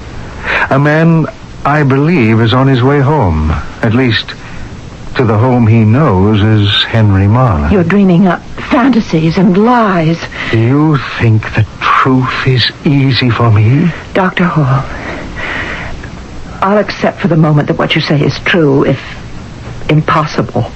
But then where does that leave George and me if you find him and he recovers physically? With a man who doesn't know you. And her in St. Louis? With a man she doesn't know.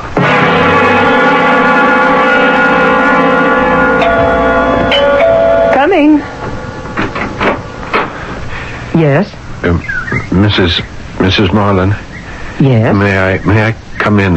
What do you want? I'm a friend of your husband. Oh. I was terribly shocked by... Are you the man who phoned last week? Come in. The phone? Well, someone telephoned last week asking about Henry's death. He just hung up. No, it wasn't me. Oh.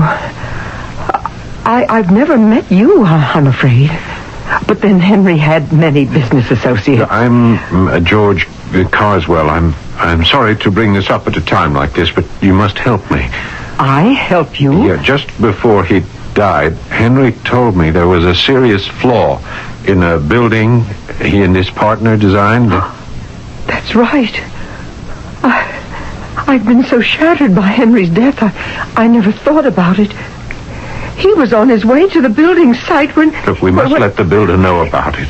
I believe Henry's partner, Mr. Ross, tried to cover it up. Henry talked to him on the phone just before.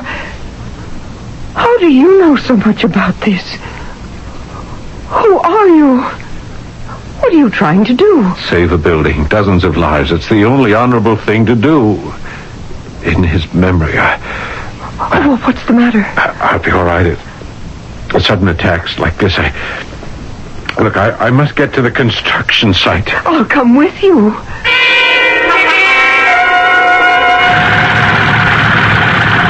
I must speak to the foreman at once. That's me, Charlie Chuck. You gotta listen to me. I was a friend of Henry Marlin's, the architect. Come on inside the trailer. Can't hear you with all that racket out there. That's better. What's up?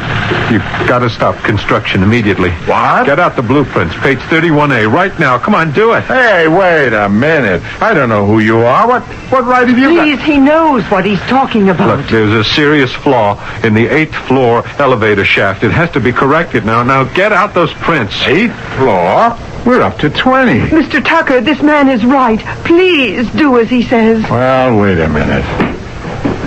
Yeah. That's the book. Yeah, that's it. It's page 31A. There, you see? Hey, you're right. Something here doesn't match. I better get Mr. Ross right away. No, call the builders. Tell them first. Hey, you don't look so good. It's all right. I'll be okay. Tell them first. Do it now.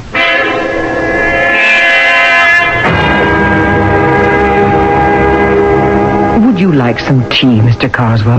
No, thank you. It's kind of you to let me visit. You look so tired. Yeah, I am. Something's terribly wrong, Mr. Carswell. I'd better call your doctor. No. I'll be all right.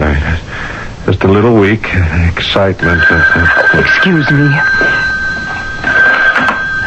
Hello? Mrs. Marlin? Mrs. Henry Marlin? Yes? Mrs. Marlin, this may sound strange, but please try to understand. I'm Dr. Willard Hall at the Medical Center in Houston. I have reason to believe that a man named George Carswell might try to contact you. Why, he's here now. He is? Yes. He told me he was a friend of my late husband. May I speak with him, please? Oh, you're his doctor. You know, it's most providential you called. He doesn't look at all well. Can he come to the phone? Just a moment. Mr. Carswell, it's your doctor from... Mr. Carswell? Oh, no. Mr. Carswell. Doctor, he's... Mr. Carswell, I think he's dead.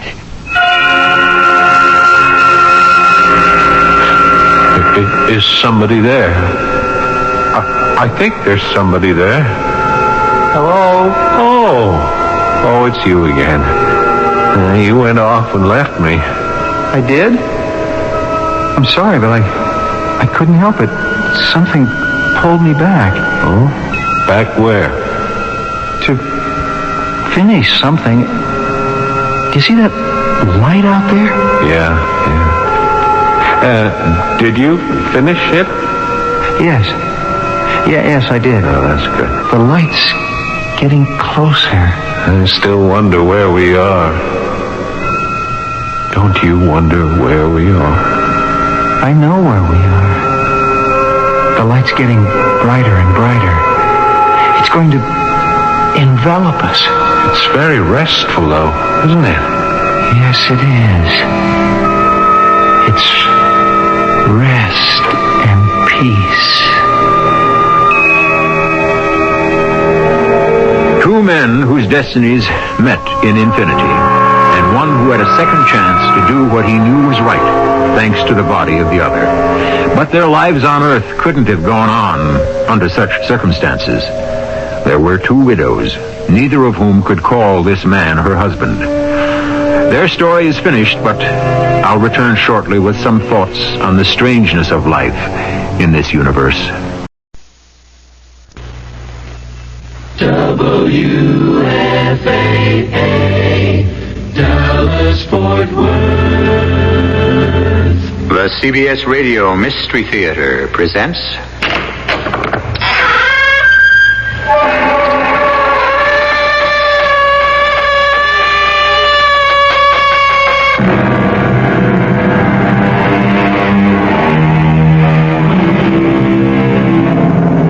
Come in.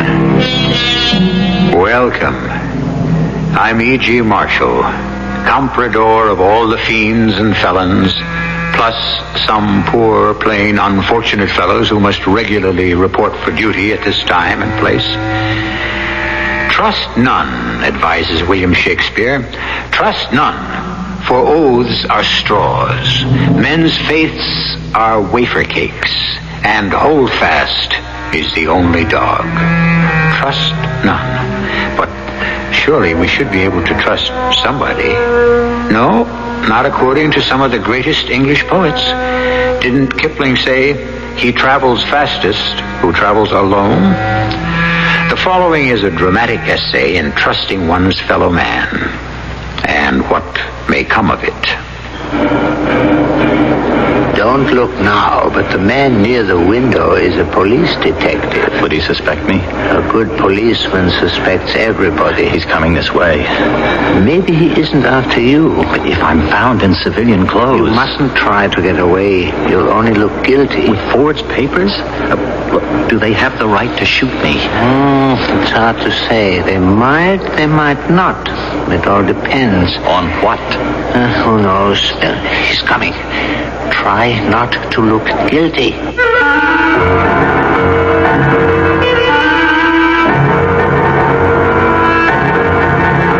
Our mystery drama, Overnight to Freedom, was written especially for the Mystery Theater by Sam Dan and stars William Redfield. It is sponsored in part by Buick Motor Division and Anheuser-Busch Incorporated, brewers of Budweiser. I'll be back shortly with Act One. To the man who bought the Skyhawk, to the girl in the Century, we're glad you like your Buicks, glad you set your spirit free. And to the family from Ohio, to the folks up in St. Paul, nice to see you join us, nice to see you all.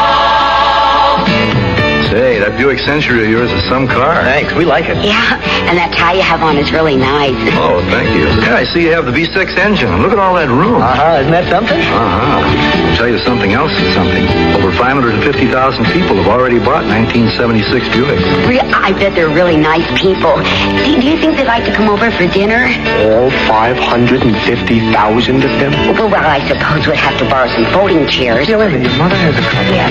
It's nice to see you join us. We're glad it came to be. Nice to see you join us. Glad your spirit's free. Buick, dedicated to the free spirit in just about everyone.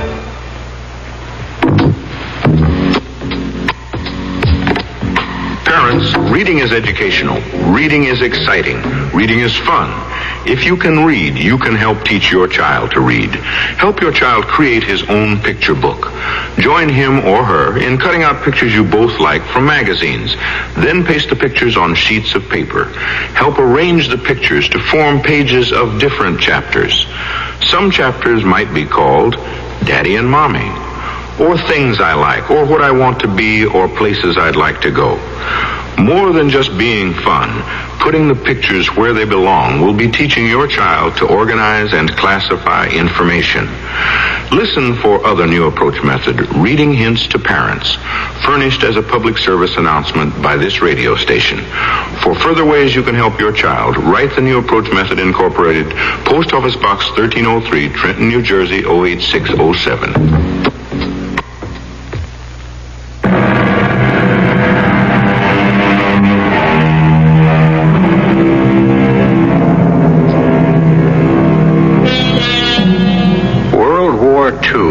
It seems so long ago and far away, such ancient history. Half the people living today weren't born till after it was over. And yet, for those who survived it, World War II can never be forgotten. We're about to meet a survivor.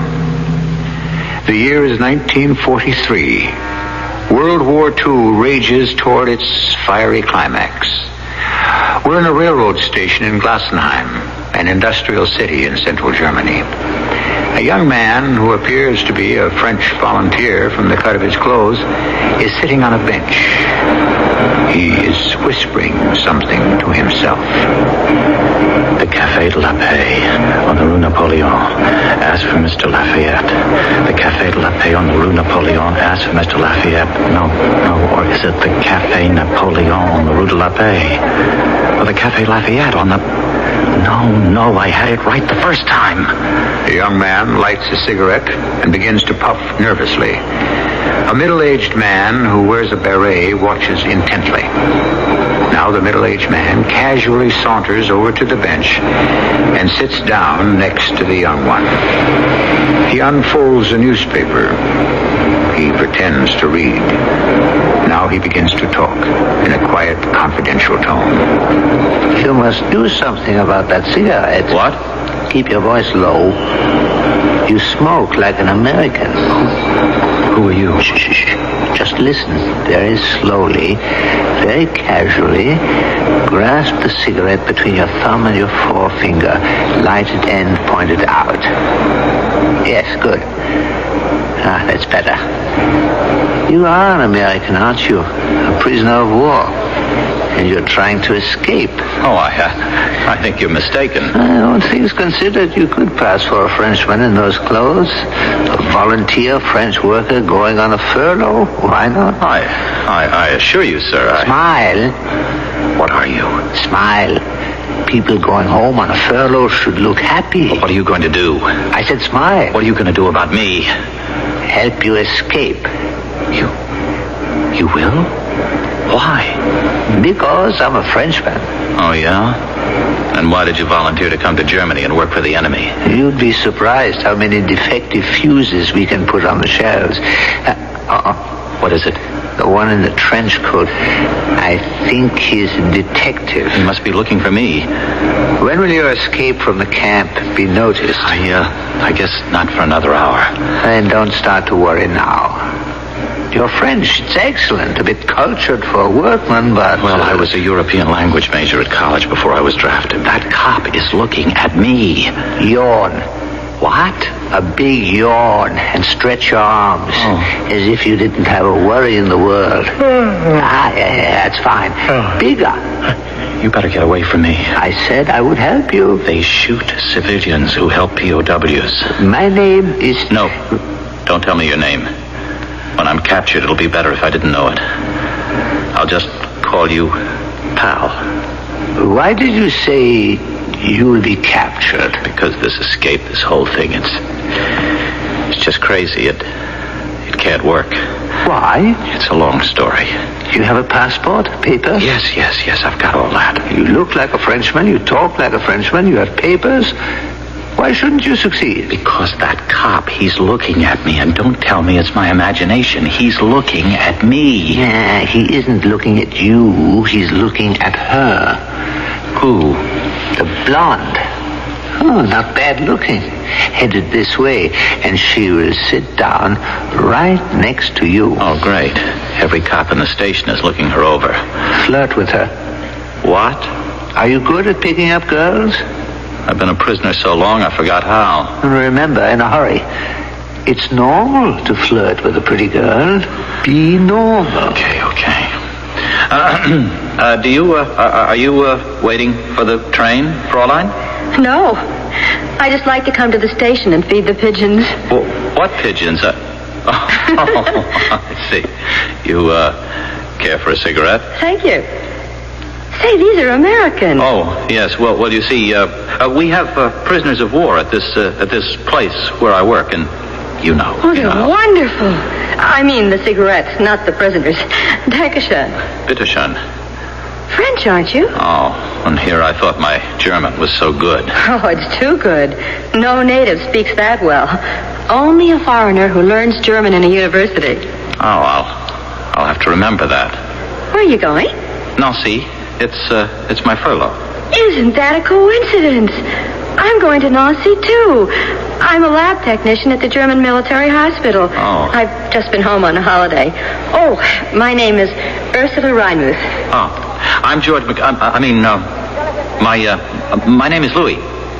Which is it, George or Louis? I'm sorry, it's both. I was named George Louis, but Louis Cardinet, that's the name on my papers. Do you work here in Glassenheim? Yes. Where? At the Dieckhoff Baumann workshops. You can't be serious. Why not? You were sent from heaven to save my life. I was? You know my father. I do? Everybody knows Papa. He's plant manager at Dieckhoff Baumann. Otto Reinmuth. Oh, Herr Reinmuth. Oh, yes, that's right. Now, here's how you're going to save my life. You see, Papa hates for me to travel on the train alone. Too many soldiers. Papa doesn't trust soldiers. That's because he was once a soldier himself. Anyhow, when he sees you... When he sees me? Of course, he'll be here any second. Here? Of course. He wants to see me off. So I can say to him, Papa, I'm not traveling alone. I'll be with one of your own workmen, Louis Cardinet. Oh, will Papa be glad to see you. Look, could you excuse me, please? I have this terrific toothache. I better go to see if I can find something. Oh, you won't find anything around here. But I may have just the thing. Little bottle of cognac right here in my bag. Yes. This'll fix it. Take a sip. Oh, but I... Say, I'm a medical technician. I know what is what. There. Isn't that better? Now, let's save some for later. Do you, have a compartment? No, I mean, you're going to stand up in that crowded corridor all night? Well, I guess the military get the priority. Well, I'm in a compartment.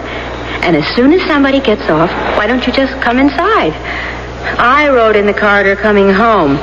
50 people packed in that narrow space. Hey, the train's coming. We better go to the platform. Oh, no. We have to wait for Papa. Oh, what could be keeping him? If he doesn't hurry, he'll miss us. Oh, that would be terrible. There's Papa.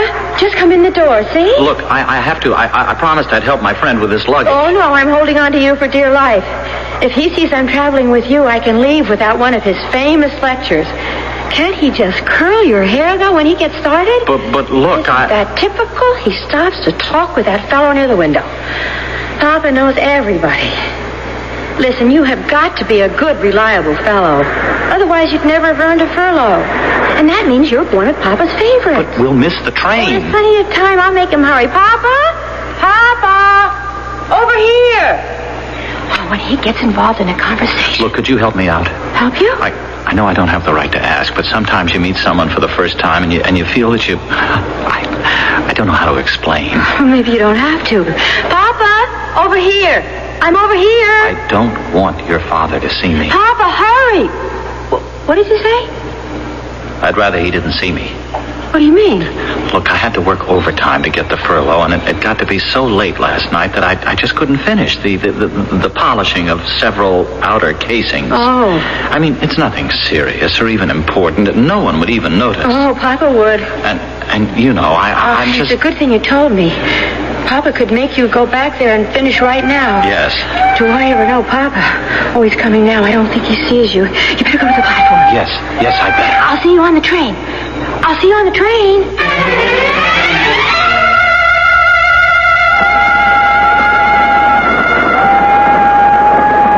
And so far, not bad, huh? Oh, yeah. See how you used your head with that girl back in the station? I never thought so many people could jam into a corridor. Isn't it the same on trains in America? We have different trains. Why do you look so nervous? Well, to tell you the truth, I'm scared. Well, just try to relax. You'll be all right. Maybe I'd have been better off if I was still in the Stalag. The thing with that girl in the waiting room, it was just too much for me. You were magnificent. Yeah, but it made a wreck out of me. I can't live that way. I'm not that kind of person. What is it? I forgot my name. The name that's on my papers. The name of the person I'm supposed to be. What if the police come by and ask me? But so far, they're not here. Now, wait a minute. I told that girl my name back in the station. You heard me. Do you remember? Yes. Well, tell me. No. No? But you said you'd help me. It wouldn't be helping. Look, you're starting to panic. You bet your life. You must work your way out, just as you did with the girl. Have they the right to shoot me if I'm caught wearing these clothes and with stolen papers? These Germans, shooting or not shooting, it's never a matter of right or law. It's a whim, an attitude, a policy. There's a war. Pal, the very best day in my whole life was the day they took me prisoner. They dumped me into the Stalag at Glossenheim, where you freeze and you starve and heaven help you if you get sick, but at least I was alive. And with luck, I could keep alive till it was over and I could go home. Smile, smile. Your face is becoming intense. Intense people arouse suspicion. I had good friends. You can escape, George. Only you can pull it off. You know why? Well, you parlez français. You sprechen Deutsch. They didn't ask me. They told me. And they risked their lives to steal every stitch of clothes I'm wearing. Plus money and papers. And they figured a way to get me out of there. I didn't want to go, but could I say no? I don't have a prayer of getting away with this. What I feel like doing right now is going up to the nearest cop and say, take me back to the Stalag. My name is... Now I remember. The name on my papers is Louis. Louis Cardinet. And just in time. See, at the head of the car, those two SS officers, they're checking to see if everyone has papers. Oh, no. They're looking at papers. They're examining papers. Just be calm. Be calm. These guys mean business. You see how they're staring at that man's papers? My friend, you do have papers, don't you? Papers? I do, and I don't. Well, what does that mean? It means I have papers that I can flash, but not the kind of papers that can really be examined. Are they forged? No. They're real. A buddy stole them from that machine shop in Glassenheim. There is a guy named Louis Cardenet. Except he's twice my age and half my size. Well, there's no help for it. You will have to show the papers. But I can't. Do not panic. I gotta get out of here. Where can you go? Out the other end of the car. If I have to, I'll jump off the train. Maybe I can climb onto the roof. You can't do that. It's worth a try. It's too late. See? Another team of SS inspectors has just entered. Both exits are blocked. Oh, and now what am I going to do? Think, my friend. Think of something.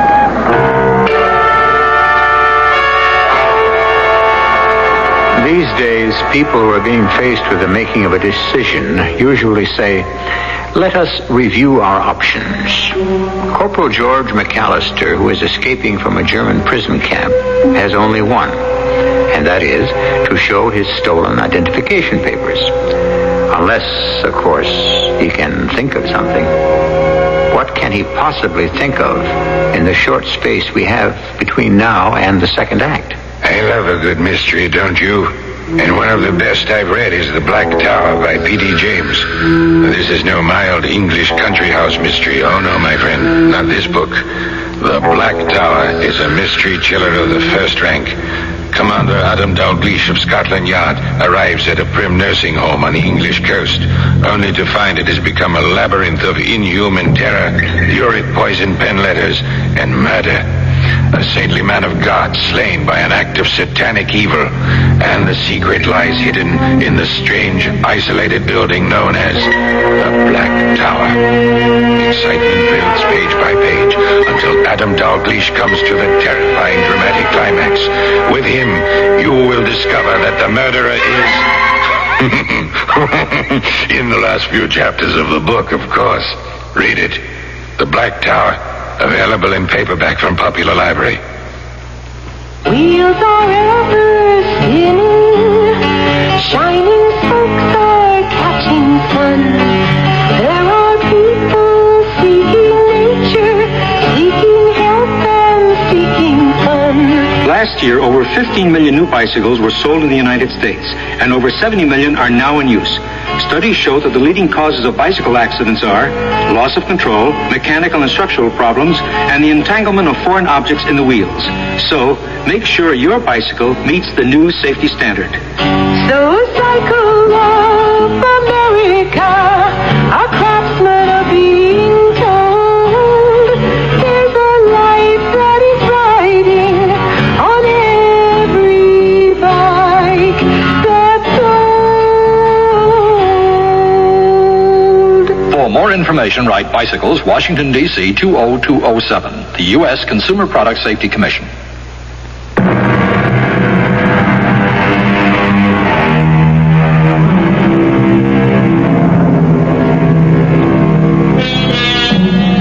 One night in the late spring of 1943, a train is speeding from Glassenheim, Germany, to Nancy in occupied France.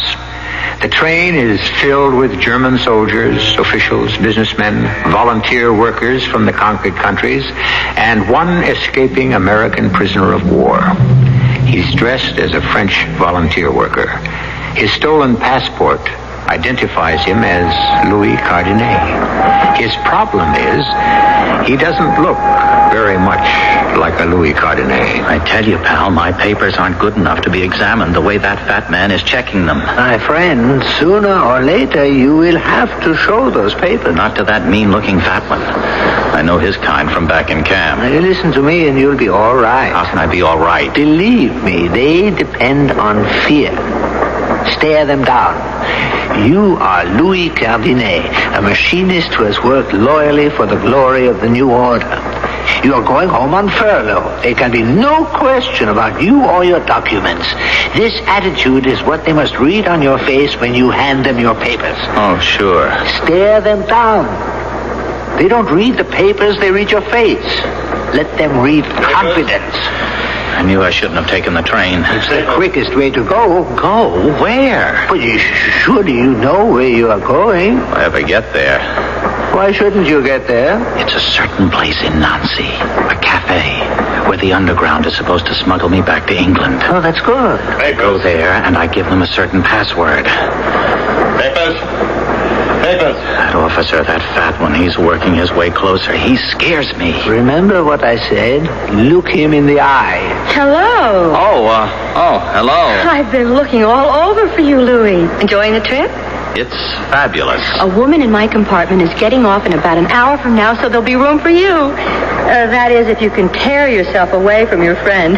Oh, mind if I hold on to your arm? Sure. The train sways so much. Papers.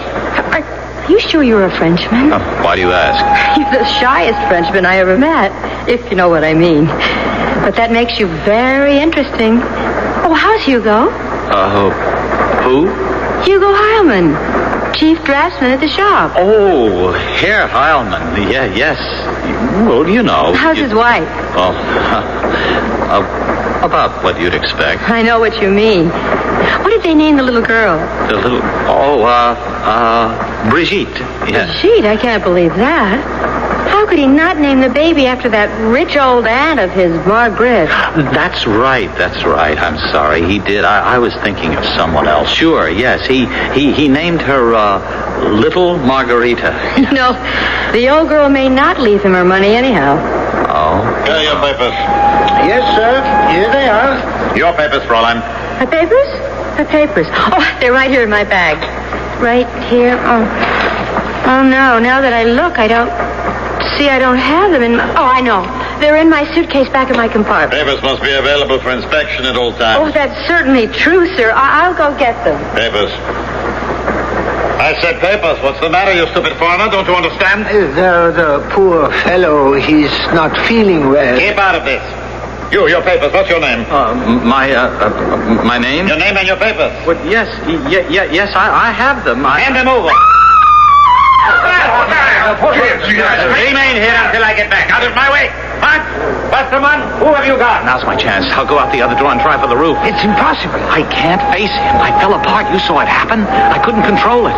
Everything just became unglued, unstuck. Well, put yourself back together. You see, they caught somebody.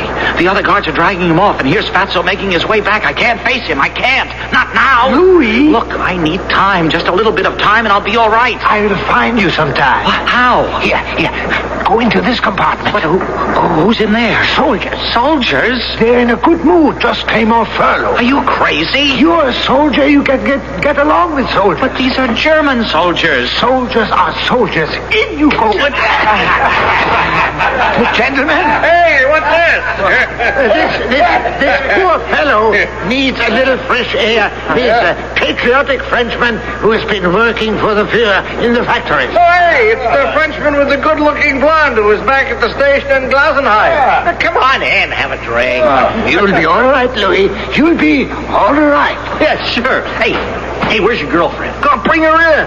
Yeah, we could make her very happy. Yeah, right, fellas? Yeah, bring her in. Right. Let him alone, Gerhard. What am I doing, Heinrich? Nothing. Let's say I want to be friendly, that's all. You see, Frenchie, me and my buddies here, we are the happiest guys in the world, and we want everybody to be happy. Right? Right. Yeah. And you know why we're happy, huh? We're being transferred to France, no more Russia. La belle Mademoiselle France. Right, Frenchie? Hey, we can't keep calling you Frenchie. I'm Gerhard, that's Heinrich, and Willy, and Johann, and Fritz, and Wolfie. What's your name? Louis. Louis Cardenet. Louis Cardenet. Well, now, that's a real French name. Hey, who's got a small? Oh, please, try one of mine. Hey! And these are American cigarettes. Where did you ever... Well, they have a prison camp near Glasenheim. Some of the American prisoners work in my factory. You know, we trade. American cigarettes? Guard them with your life. They cost a fortune. Aren't you smoking, Louis? Well, it's bad for my lungs. I just carry these for friends. Hey, Louis, you sit by the window. Open it wide, Wolfie. Let Louis have your seat. There you go. Oh, thank you. Thanks very much. Hey, Louis, that girl you were with here, I say, she's your girlfriend, but Heinrich said that you picked her up. Well, I saw how he did it, Gerhard. It was a pickup. Now, for a whole hour back in that waiting room, I've been trying to make her. How'd you do it? Oh, what kind of question is that? He's got his technique. Louis, among comrades, how are the French girls? Well, I don't want to spoil it for you. You'll find out for yourself. Words from a master. Oh, too bad you had to be in the French army. How do you know he was in the army, Gerhard? Oh, because you don't look like a draft dodger type to me. Were you in the French army, Louis? Well, we can't hold it against you, Louis. Yes, I was in the army. I bet you were infantry. Machine gunner. Hey, you see, we're all soldiers together, so let's straight to the infantry. Papers? Well, it's our friend, SS. Papers. What do you say, Fatso? Have a drink. The civilian first. It's you. Hand me your papers. What are you yelling at the poor man for, huh? Gerhard, pipe down. Yeah, sure. Now, look, Fatso. While the fella's putting his papers together, come on, why not relax? Have a little drink with us, huh? Drink? What's wrong with a drink? Gerhard, cut it out. I want to know what's wrong. You're drunk. Was there a law passed against drinking while I was away? Gerhard, shut up. I shall report you. For what? Disgracing the sacred uniform of a German soldier. I disgraced this uniform for 18 months in Russia, too, huh? Respect, oh, damn you. Respect for a combat soldier, you white-livered, yellow-bellied rear echelon commando. Gerhard! We freeze and starve in the foxholes while fat slobs like you are cozy and warm at home with the wine and the girls and the steaks and the joints. Sure, you're under arrest. Let's see you take me. You pull that gun, and I'll ram it down your throat. Let's throw him out the window. Wait! What happened to Louis? Louis? The civilian. Where is the civilian? Poor Louis. He needed air. He must have fallen out the window. Step aside. I must stop the train.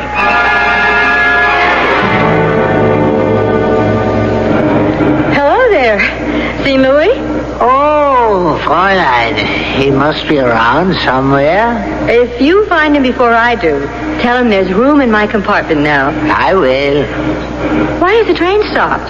I don't know. The police. Running up and down the track. Probably looking for someone. I suppose. You tell Louis I am looking for him. Of course. Excuse me. Where are you going to be? I don't want to lose sight of you. Louis always manages to turn up whenever you're around. I have also been lucky. I found a friend who also managed to find room for me in her compartment. Oh, you Frenchman. Excuse me. Have a happy trip. Thank you. Herr Captain, I don't know what happened, but he's gone. The American prisoner is gone. He's not here. That's obvious, Schneider. And it's your fault. Your fault. Me? Why am I to blame? Maybe you weigh too much. Maybe you remind him of a butcher. But there's something about you that frightens him. I'm a very nice person. Why should I frighten anyone? Where could he have gone? He is under your nose.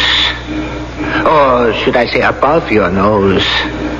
On the roof. Well, let's take him right now. If that is what I wanted, I could have arrested him back at the Glassenheim station. Captain, my orders are to search the train for all fugitives and arrest them immediately. I have countermanded those orders. But if he escapes, it will be my responsibility. He is headed for Nancy. He has a connection with the French underground. If we discover this contact, we can destroy the entire escape network. But we are not under orders to do that. Our orders are merely... I saw this fellow immediately for what he was. Without my help, he couldn't even have gotten out of the railroad station. And I must keep helping him all the way to Nancy, all the way into the underground. Then we capture the lot.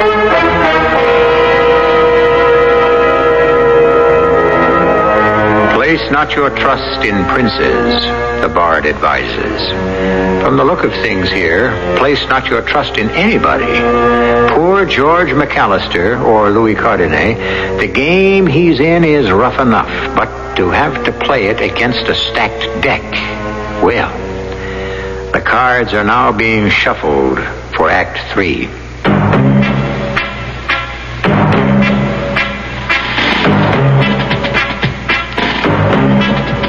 When you say that, you've said a lot of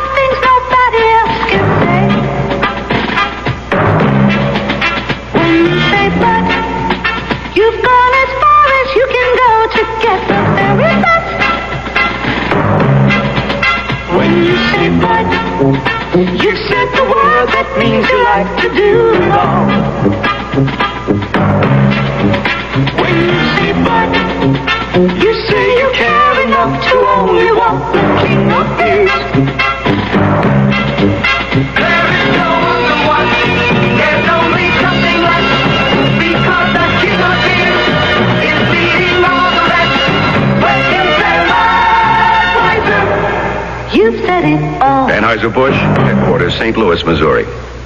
Somewhere a teenage girl in the school for the retarded doesn't remember what her parents look like.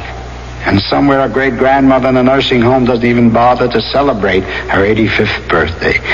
Now, multiply these people by many millions and you've become aware of the problem. And the problem is loneliness. Let me tell you about a new public service program called Voice-O-Gram. The heart of the program is an exchange of tape-recorded messages between the patients and their families and friends. Actor Cliff Robertson and Harold Russell, chairman of the President's Committee for the Handicapped, and myself are lending their support on a nationwide basis. But to make it work, we need sympathetic volunteers who will visit patients and talk to them while their words are taped for their loved ones to hear and respond. Just give a little bit of your time and a lot of caring, and just write to Voice-O-Gram. Box 127, Coscob, Connecticut, 06807.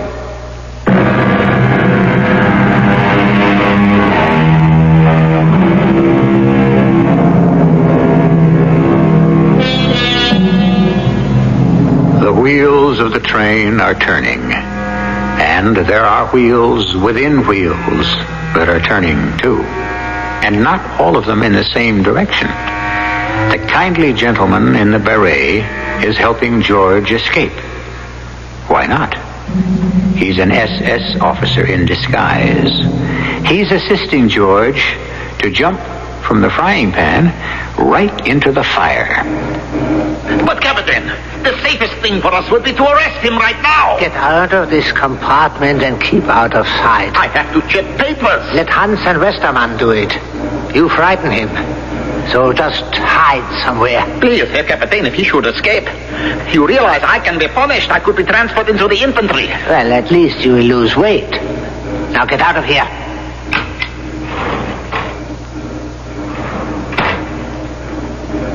Louis! Louis! I know you're up there on the roof. Don't worry. You're safe. Climb down.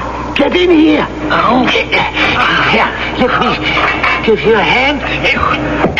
That's it. Good. Whose compartment is this? What's funny? It's their compartment, the SS. What's the best place to hide from the police? By the police station, of course. Your fat friend left. He thinks you are off the train. So now they're searching the countryside. I feel like a fool. I lost my head. I should have faced him down. I should have slapped the papers in his hand. I bet I could have carried it off, too. Splendid. It's what you said. It all adds up to confidence. Look him in the eye. That's the thing I always lacked, real confidence. I thought I could never succeed at anything, and the result was I didn't. The man who feels confidence radiates confidence, and that's the difference between failure and success. I can be successful. I feel that now. All you need is nerve. And I'm learning, thanks to you. I guess you're my guardian angel. You're always there when I need you. Yesterday morning, I was hoping something would come up to upset the escape plan, you know. I didn't have enough faith in myself, but meeting you, being with you, you helped me find belief in myself. If only I could repay you. I'll get my reward. Now, let's get out of this compartment.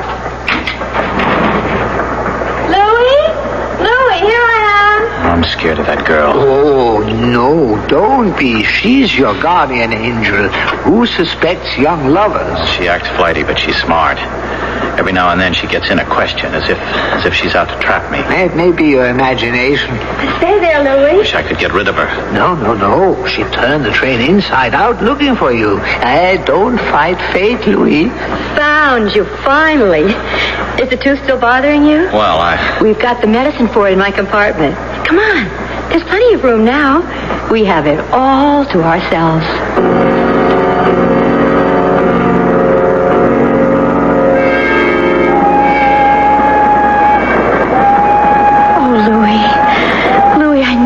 Like this. The real thing would be like this. Didn't you, Louis? Louis? Yes. You're a very deep person, Louis. You're always very busy with your thoughts. You're just the kind of man I need. Do you know why? No. Why? Because I'm kind of, Papa says, giddy, scatterbrained, and so I need a man who is very deep and intellectual. Oh. And I saw you, and I knew. Then and there I knew my fate. Even though you were a Frenchman. That didn't mean a thing. It didn't? Just between us, Louis. All this nationalist stuff, I don't go for it. Why, you're people, just like us Germans. Oh, but what are we doing talking politics? I don't know. Louis, I'm so happy. Hold me close, darling. Closer. Oh, Louis. I've got cold shivers running up and down my spine. Do you know why? Because we're together. No. Because we were almost not together. Oh, Louis, this almost didn't happen. You don't know how close we came to not meeting. Oh. Darling, remember back there in the station at Glassenheim? Well, I was looking for a place to sit, and then I saw you. Do you know who I thought you were? Who? I thought... No, I better not tell you. Why not? Because it's so silly. Why is it silly? Oh, forget it. Darling, do you believe in love at first sight?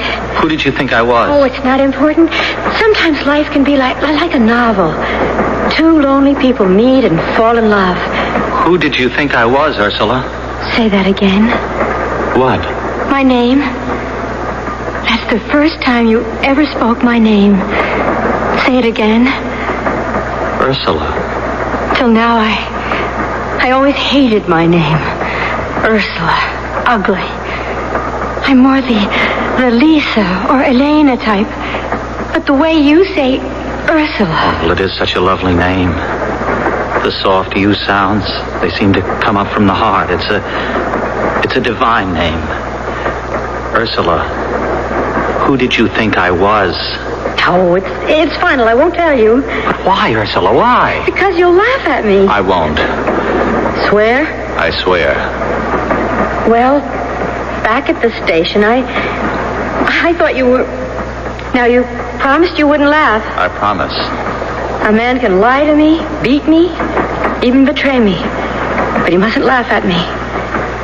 I wasn't going to sit down next to you because for a moment I thought you were a Gestapo agent. Me? A Gestapo agent? Didn't I tell you it was ridiculous? But why? Why would you think I was one of the secret police? Why would you think I was a Gestapo agent? Because you were sitting next to one. Who was sitting next to one? You were. And the two of you seemed to be having such a confidential conversation. Naturally, I thought you were colleagues. But the moment you spoke to me, I knew I was mistaken. You were a Frenchman, and then I really became interested. But I wasn't sitting next to... I was talking to another Frenchman. Oh, he's a German. You must be mistaken, darling. Of course not. And he is the same man you've been talking to on the train. How do you know? My father is an important person in Glassenheim. He pointed this fellow out to me once. Oh, I know he doesn't look like an agent, but that's why he's supposed to be so good. I understand he's very big in the party, too. Oh, don't mention this to a soul. He's probably on a mission right now, and if we talk loosely, we could ruin everything. It's hard to believe. What am I going to do?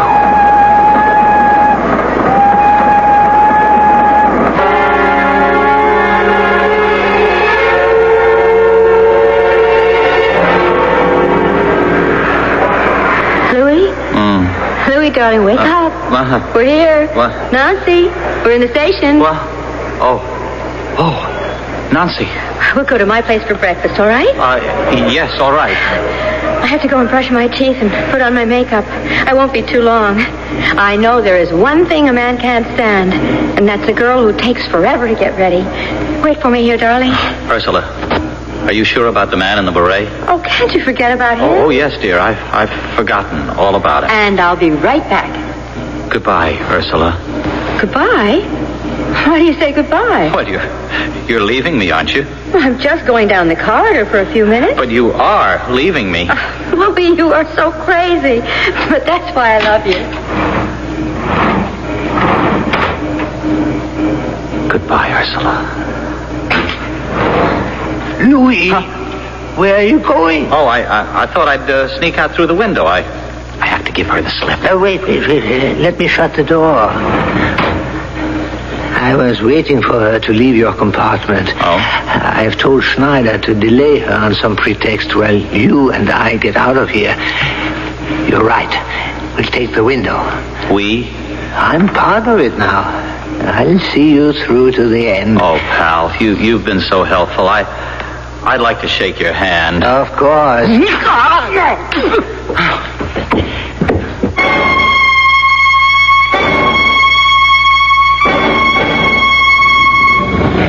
I better go down this street.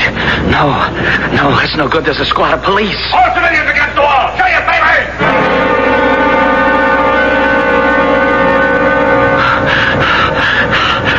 Got to find a place to hide. But where? Where can I hide? What's the best place to hide from the police? Why, the police station, of course.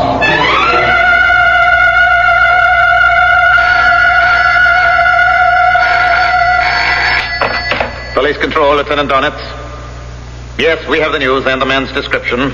About 6 feet tall. Yes, I have every available man scouring the city. We'll capture this American. He can't possibly get through the net. Lieutenant. Yes.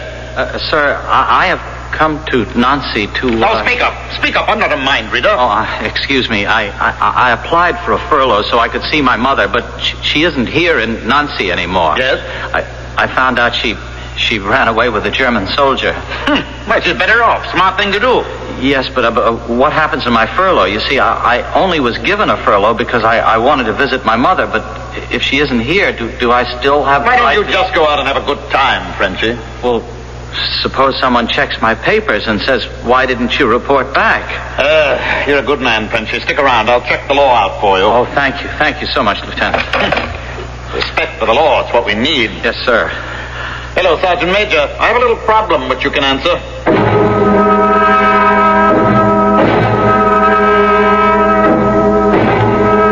Lieutenant, I've been such a bother to you. No trouble at all. Interesting point in the law. But it's been hours. Well, I get all kinds of opinions, but no facts. Too late to solve it tonight. Come by again tomorrow. Oh, Lieutenant, it's after curfew. How can I walk home? Well, I'm going off duty. I'll give you a lift. Where do you live? Oh, do you know where the Café de la Paix is on the Rue Napoleon? I live next door. Café de la Paix? Favorite hangout of mine.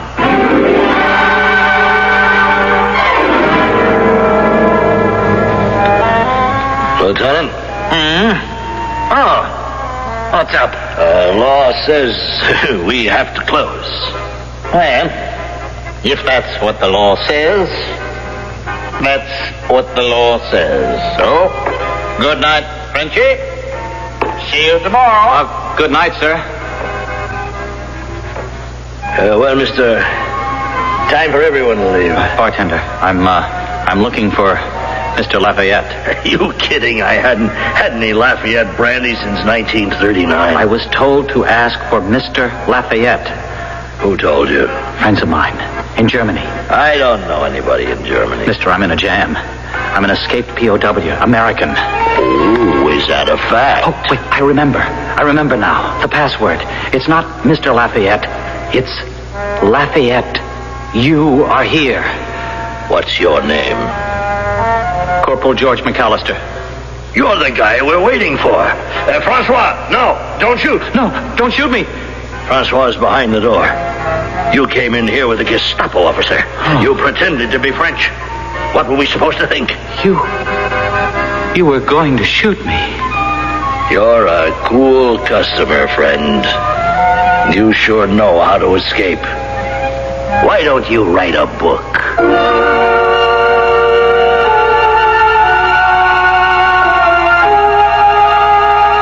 And he did. And you have just heard it. In 3 weeks, the Underground was able to smuggle him to England, where he was assigned to an outfit that briefed soldiers in POW escape tactics. Don't you try to escape me. I shall return in a few moments. Give your hand to a friend. Give your heart to your love. Give your heart to contact. Here in my hand is a little capsule. It's tiny, yet it contains enough cold medicine to help relieve cold symptoms caused by every known virus. Every known virus. It's Contact. The same 12-hour Contact you can buy. This year, Contact with its tiny time pills will touch more lives, help more colds than any other cold medicine, tablet or liquid. Think about that next time you're sick, sneezing, dripping, or clogged up. Then let us help you with real medicine, like Contact. We're number one in the whole world, for good reason. Give your hand to a friend. Give your heart to your love. Give your heart to contact. It works all day, all night. Take home years to it. What do Ann Landers, Doris Day, and Norman Vincent Peale have in common? Why, it's the current Family Circle magazine, to which each contributes useful advice. Miss Landers tells why we should say no to our children more often. One good reason, they want discipline. Doris Day reveals the beauty secrets that keep her looking young. She says no to face powder, but it's yes to freckles, which she claims men find provocative. Dr. Peale suggests positive thinking techniques which can help us attain goals and solve problems. For instance, he advises we look for answers not to a whole problem, just to the next step. Family Circle also begins a new monthly series of bestsellers with First You Cry. It's NBC reporter Betty Rollins' emotion-filled story of her encounter with breast cancer. The September Family Circle, with that Golden Harvest casserole on the cover, is now at your supermarket checkout counter. This is Jack Sterling for Family Circle, the world's largest-selling woman's magazine.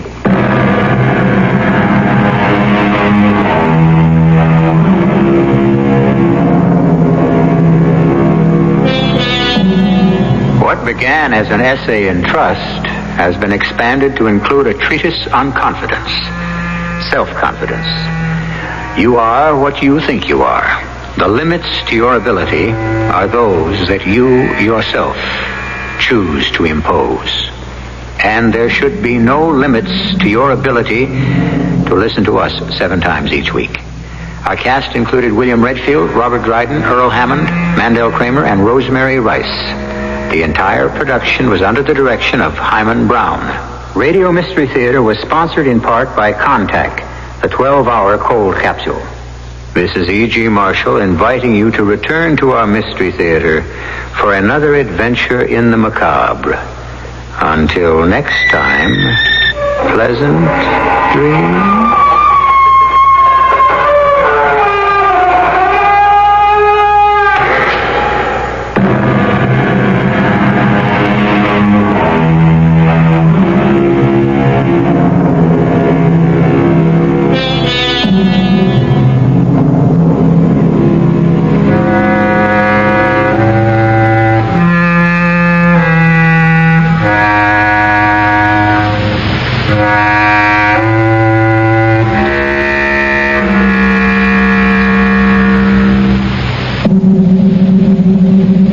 This is Tony Orlando. You know, there's a lot of emphasis these days on natural things, natural foods, medicine, lifestyles, and natural childbirth.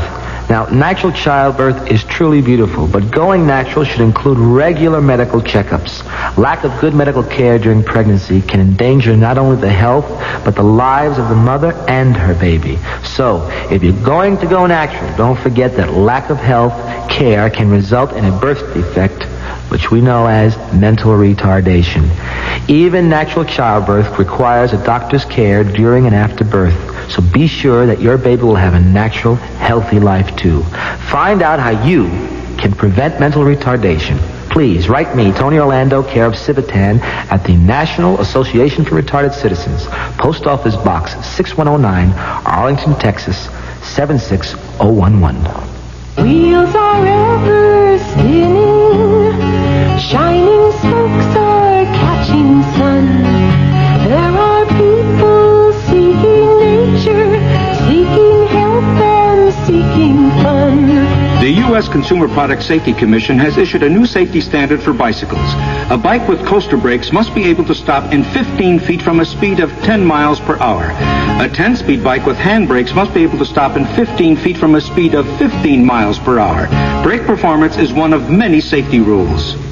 So cycle of America, our craftsmen are being told there's a life that is riding on every bike that's sold.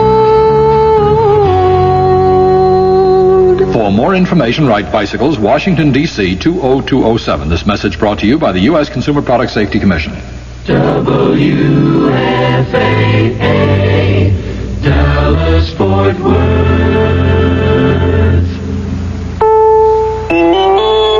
CBS News.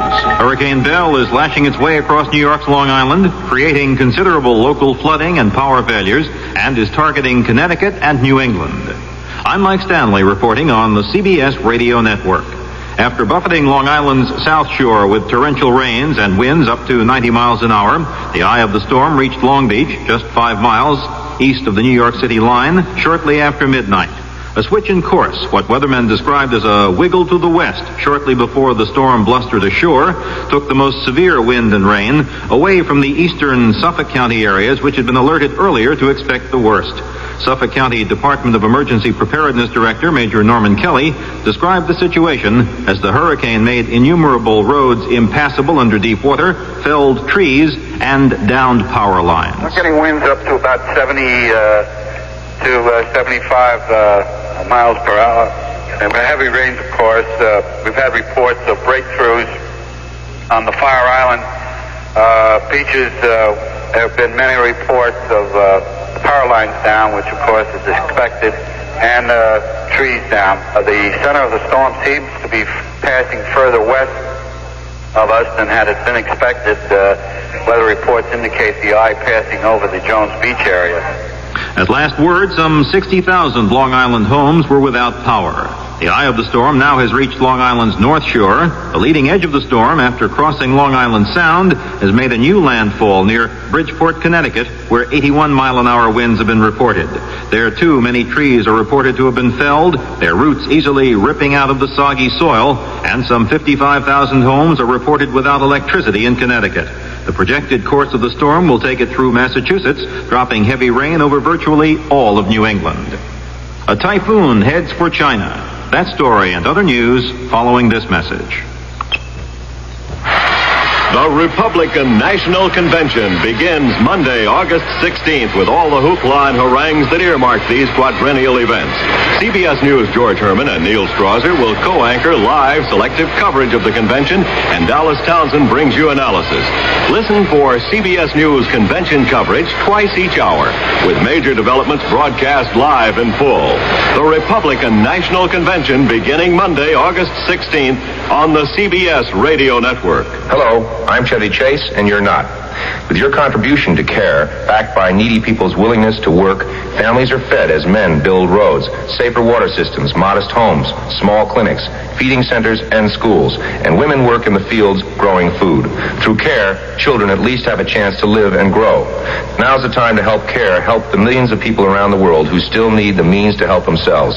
Send your check or money order to CARE, Box 576, New York 10016. Typhoon Billy is reported by the Japanese Meteorological Agency, headed for the Chinese mainland after raking Taiwan with winds of 95 miles an hour. Torrential rains caused by the storm late Monday flooded more than 1,000 homes, caused 4 landslides, and damaged more than a score of roads in Shizuoka Prefecture, some 80 miles west of Tokyo. In Peking, Chinese seismologists report 6 more major tremors in northeastern China's earthquake disaster zone, and foreigners were warned anew that a fairly strong earthquake could strike soon. More from Mike Chenoy in Hong Kong. The warning was the first issued by the Chinese in a week. It said a half-dozen major tremors had occurred near the devastated city of Tangshan, some measuring more than 6 on the Richter scale. The warning said this indicated a fairly strong quake could soon hit Peking itself, and urged residents of the capital to remain on alert. Sources in Peking say the warning has led the Chinese authorities to tighten up again on safety precautions. Last week, the authorities had begun to allow some Peking residents to move out of their makeshift shelters and back into their homes. That movement has now been stopped. Schools and other institutions that had begun to allow people to sleep indoors again have now moved everyone back outside. And the sources say, since the warning was issued, the citizens of Peking have again begun to strengthen their temporary street dwellings, sensing they may be outside for longer than they had expected. Mike Chinoy for CBS News, Hong Kong. We don't expect much from handicapped children. We don't expect them to learn much. Sometimes we don't even expect them to go to school or learn to do things that will help them get along when they grow up. But handicapped children are pretty much like other children. If you don't expect much, they won't do much. If you expect more, they can do more. Most handicapped children can learn and do much more than most of us realize if we expect enough and if they get the special education they need. In this country, every handicapped child has the right to special education, whether his parents are rich or poor. If you have a child with a handicap, any kind of handicap, we have free information that can help. Write Closer Look, Box 1492, Washington, D.C. 20013. A public service message from this station and the United States Office of Education. The Senate has passed a $104 billion defense appropriation bill, but deferred $1 billion for purchase of the first 3 B-1 bombers until after next February 1st. The House already adopted its own version of the measure. The bills now go to conference committee to resolve differences. Mike Stanley, CBS News. Good morning. It's 106 at WFAA Dallas-Fort Worth, and in Texas headline news, former Governor John Connally says...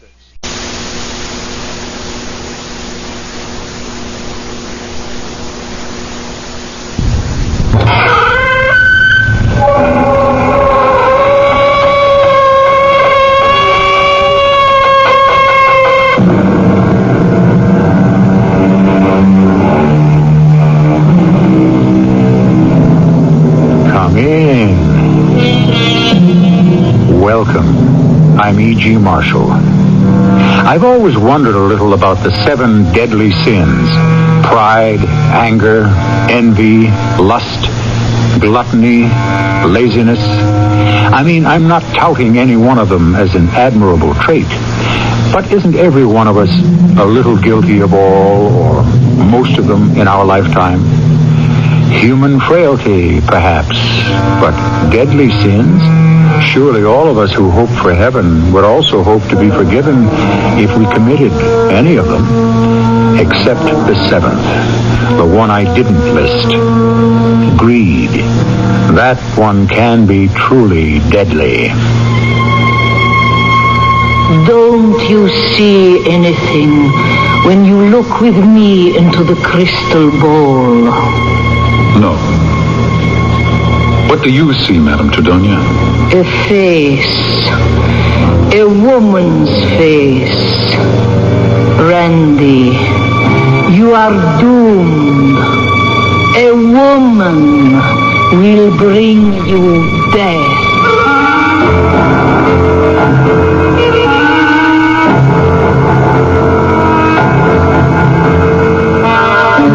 Our mystery drama, The Dog Walker Murders, was written especially for the Mystery Theater by Ian Martin and stars Lloyd Battista.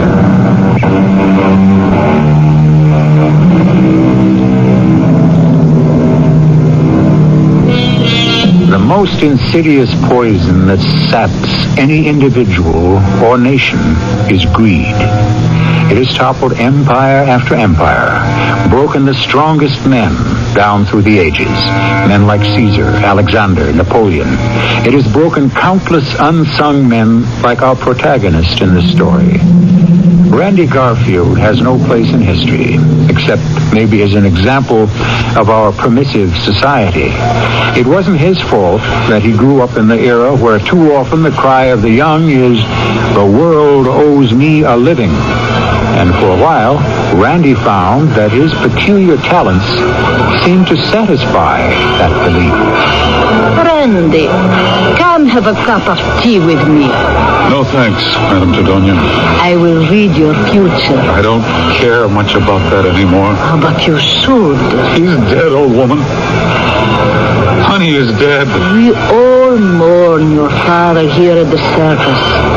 Maybe I could help your hurt. Bring you nearer to him. Oh, can you make him alive again? That is beyond the fortune teller.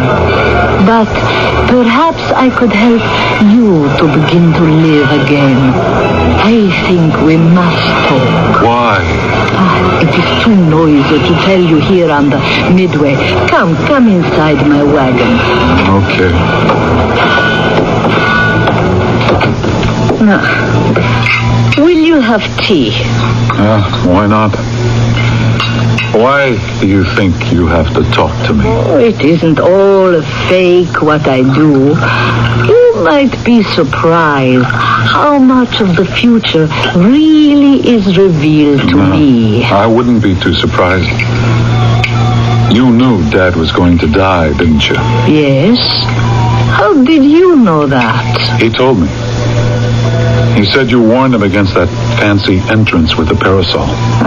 What did he need with such a cheap stunt?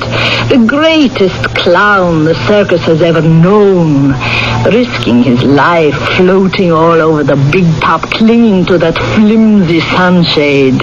He didn't need to kill himself to bring the people in. They loved him. You know whose idea it was originally. Your mother's. Yes, because she thought he'd make more money. Money for her to take away from him.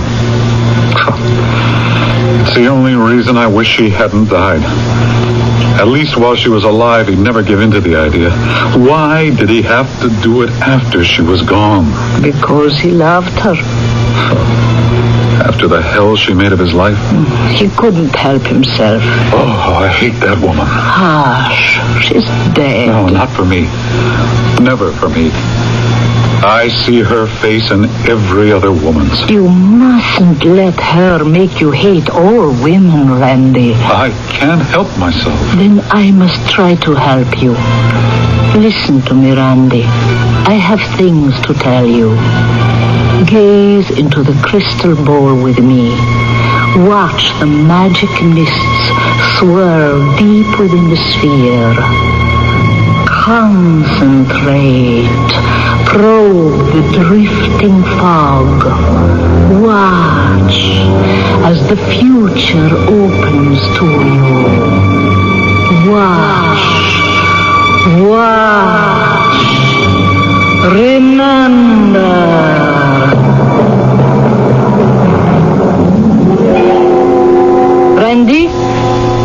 Randy, you can wake up now.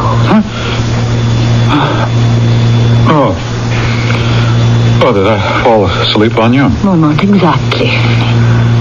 Oh, you hypnotized me. Not so much as you yourself. No, that's impossible. You know that is not true.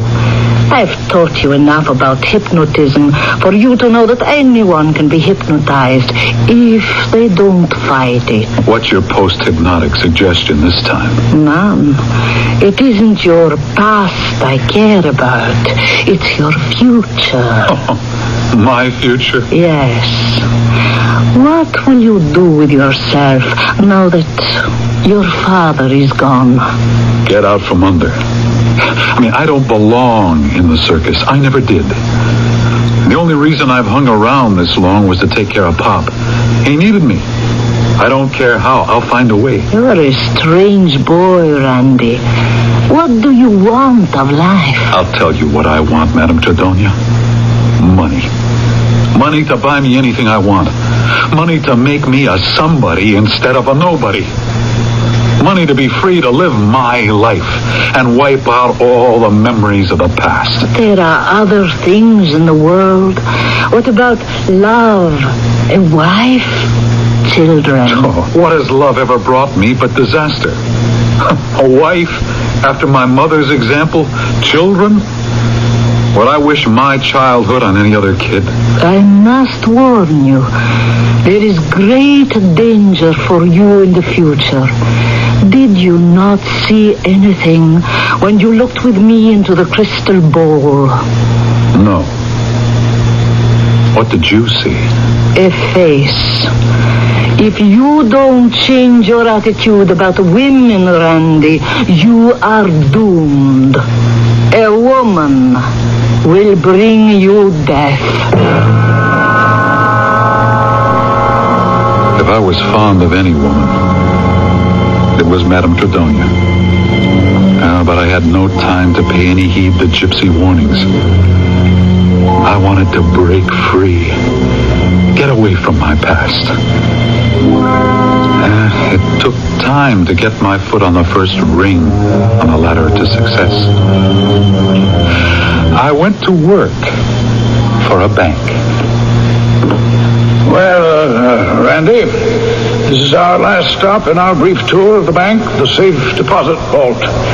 All these shining boxes concealing and hoarding dead capital never to be used to the bank's advantage. Frozen money lying here sterile and unproductive. Terrible waste, terrible waste. Well, that's not your business, is it? Well, we'll start you off as a junior teller. Okay, Randy? Whatever you say, Mr. Banks. Yes, fortuitous name, wouldn't you say, for a banker? Yes. Served me well enough so that after 20 years, I'm vice president of personnel. Isn't that something? It sure is, sir. It took me 25 years. Well, let's hope that your progress will be swifter and that you'll be happy here. It wasn't. It was a tedious, back-breaking bore for barely enough money to subsist. It killed me, but all around me was money that could spell ultimate freedom. Money I had no access to. Until after the first year, when I was moved to the safe deposit vault. Would you let me in, please, young man? I'm sorry, madam. I didn't see you come down. Right away. You're new, aren't you? To the safe deposit vault, yes. I've only been here a couple of weeks. Well, you certainly are an improvement over your predecessor. She was a surly old cow. It's nice to be greeted with a smile for a change. Thank you. Especially when it belongs to such an attractive man. Well, it's easy to smile at an attractive woman. Oh. May I have your name, please? Mrs. Sidney Cooper. I'll just get your card out. May I have yours? Beg pardon? Your name. Oh, of course. It's Garfield. You just sign here. Oh. It says Shirley Cooper. That's what I am now. My husband is dead. I'm sorry. I'm not. There you are, Shirley Cooper. And your name again? Garfield. My first name is Randy. Oh, I like that. Randy. I like that name. May I have your key, please? You've only to ask, Randy. She made sure our hands touched. Crossing into the vault to get her box, I was thinking to myself, oh, brother, this is all I need. A middle-aged widow on the prowl. Just hand the box to me, please. Well, it's pretty heavy, Mrs. Cooper. I'll carry it into the room for you. Oh, I'm not going to be that long. No trouble. It'll be more secure on the desk here than on the little slide tables in the vault. Yeah. There you are. Now I'll leave you alone. Well, you might as well stay. I'll only be a minute. Oh, take your time, please. I'm only going to get a necklace out for the opera tonight. You can wait. It's a bank rule, Mrs. Cooper. We're supposed to leave the customers alone. For heaven's sakes, I've nothing to conceal. But if that's your orders from upstairs... You just call me when you want me. Oh, I just might take you up on that, Randy. She was giving me the eye, so I got out fast. Like I said, I wanted no part of her. Or was I so sure of that?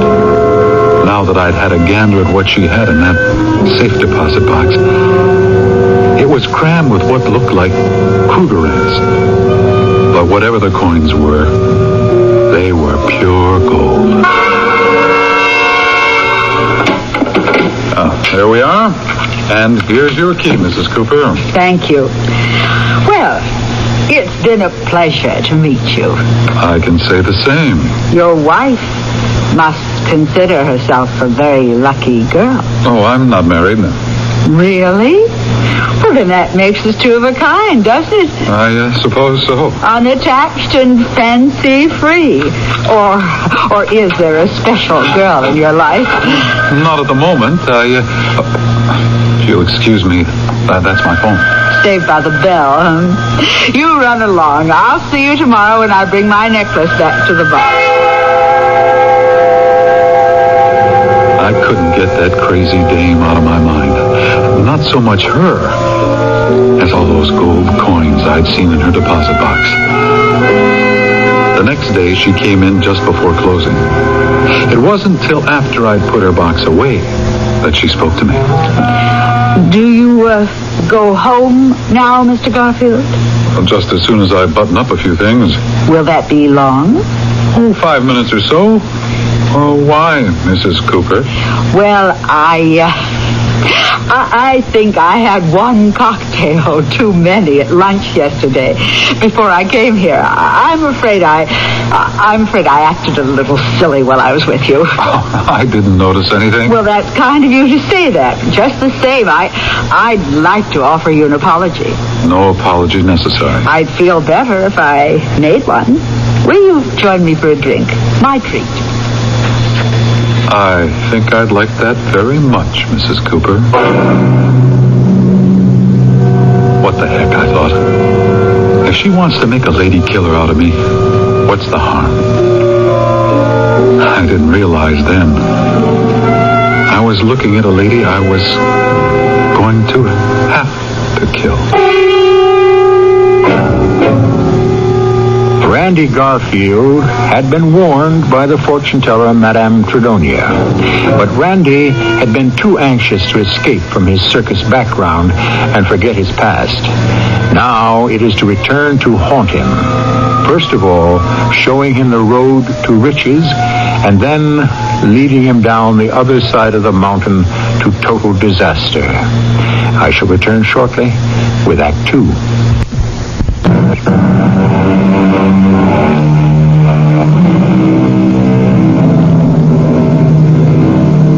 The cafe is expensive and discreetly lighted in soft tones calculated to make a woman look her best and youngest.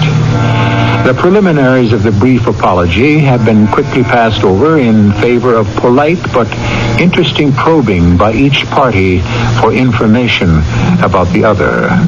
The ritual is as calculated and careful as a mating dance, which, come to think of it, is exactly what it is. Your husband, when did he die recently? No, a couple of years ago. I've been without him just long enough for the first ecstatic relief to have worn off, and to find out that I actually feel lonely. Not that I miss him. We weren't very happy together. No, I'm sorry. So am I. Well, it isn't much fun to be a lonely old woman, Randy. I may call you Randy, mayn't I? If you want.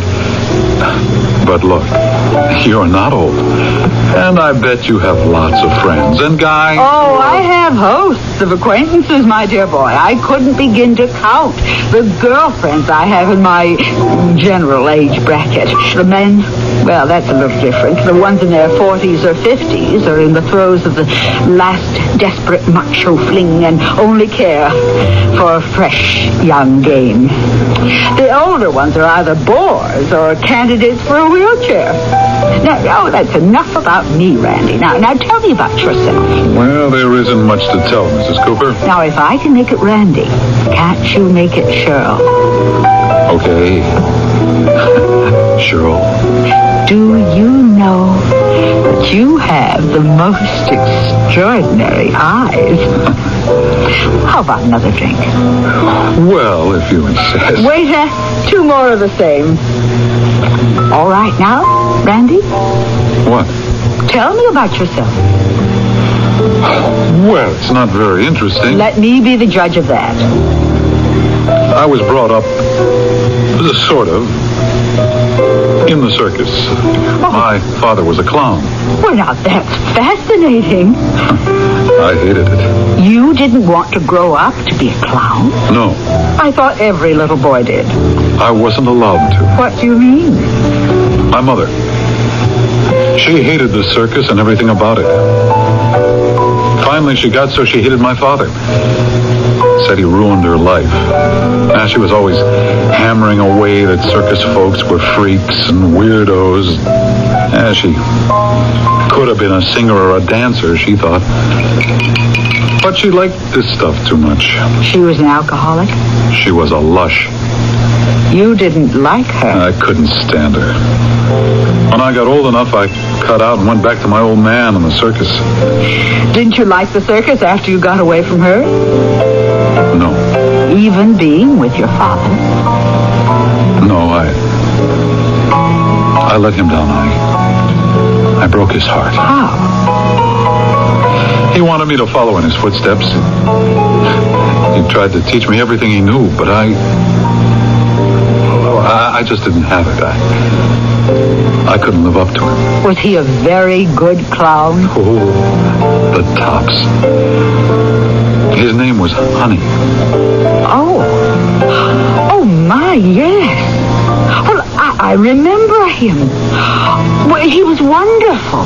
Well, my mother finally took him for everything he had before she died. I hung around with him, but even though I'd failed him, well, he had to have someone. He was so alone. And now... Oh, that's right. Oh, didn't he? Yes, he was doing some stupid stunt with a parasol, and one of the trip ropes snagged on the guide wire. He fell 60 feet. He was dead the moment he hit the ground. Oh. Hey, how come we got off on all this? You're crying. I think I'm drowning. What are you looking at me like that for? It's your eyes. I told you about them. They absolutely hypnotized me. Stay with me, Randy. Have dinner with me. We're a couple of loners, and I can't think of anyone I'd rather be with. I should have walked out on it. I knew what I was getting into. And one part of me didn't like it. Didn't like it at all. But there was the other side. No more short rations for a while. Live it up. Eat at the best restaurants. Tailor-made clothes. Money in my pocket. Besides, there was one wild idea in the back of my head. I didn't want to think about it too much yet.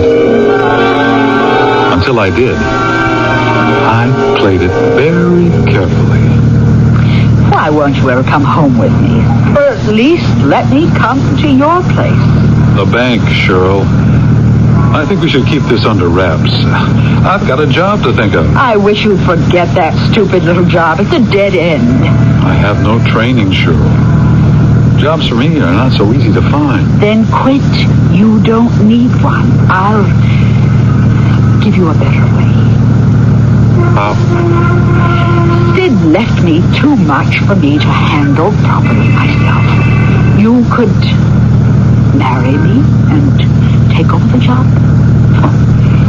That isn't a job. I'd just be a hired companion. Oh, don't, please, Randy. I love you.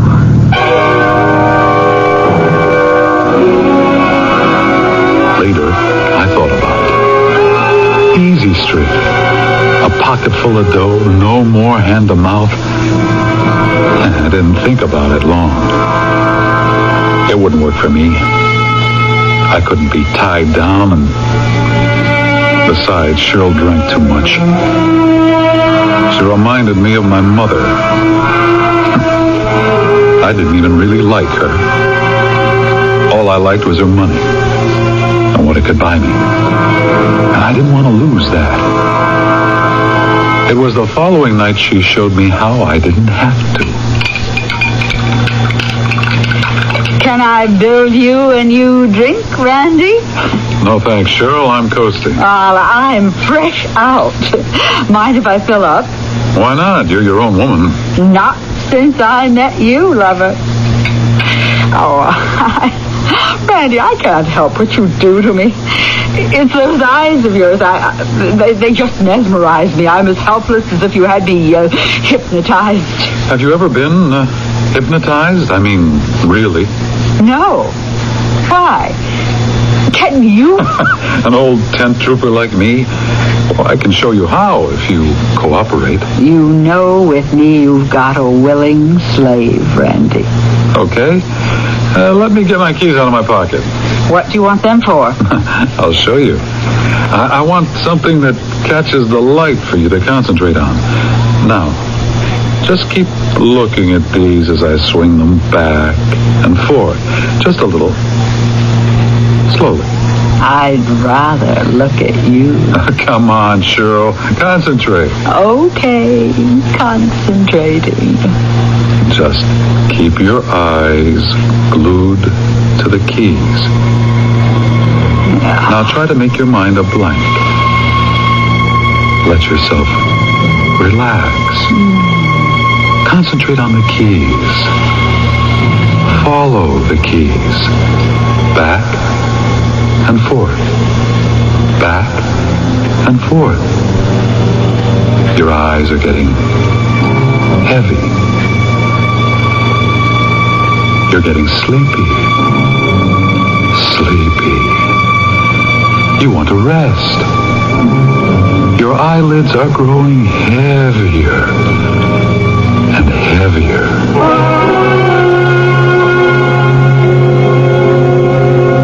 I had her under in less than 2 minutes. Her whole body relaxed and still. I bent over her to make sure she was out. And the smell of liquor on her breath almost gagged me. I remembered when my mother tried to hug me, it was always the same. A wave of hate swept over me suddenly, looking at her sitting there as if she were dead. Oh, I wished she was. Like my mother. If only I could have killed her, maybe she'd stopped haunting all my dreams. But it was too late for that. It was not too late to kill Shirley. Wake up, Shirley. Now listen to me. I'm going to count to 3. And when I snap my fingers, you'll wake up. 1, 2, 3. Hello, Randy. But did I fall asleep? Oh, no, that's right. You were going to hypnotize me. Did it work? Oh, no, Shirley, I struck out.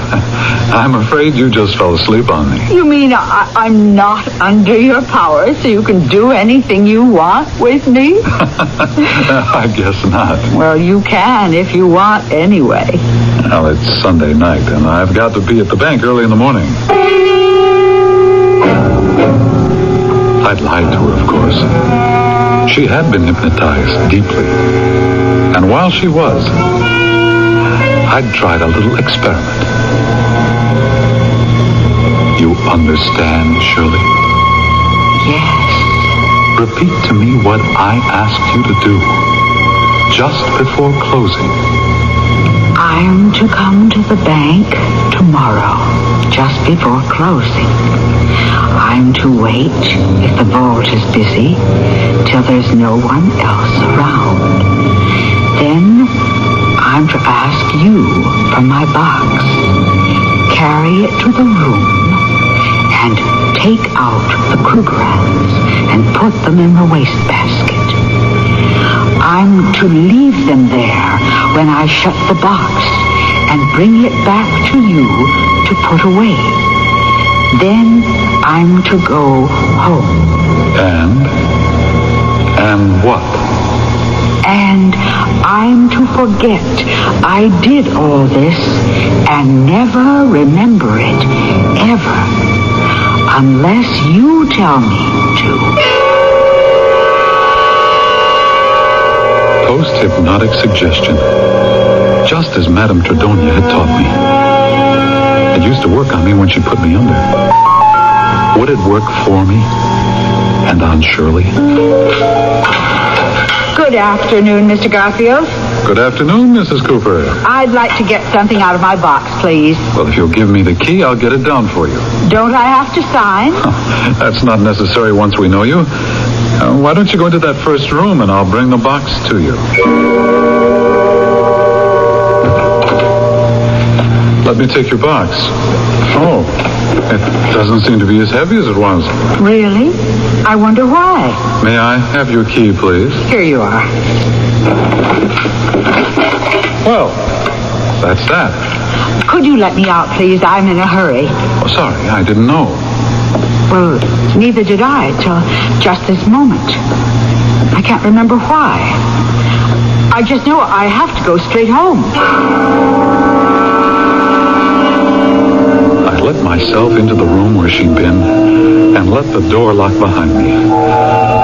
They were in the wastebasket. 100 of them.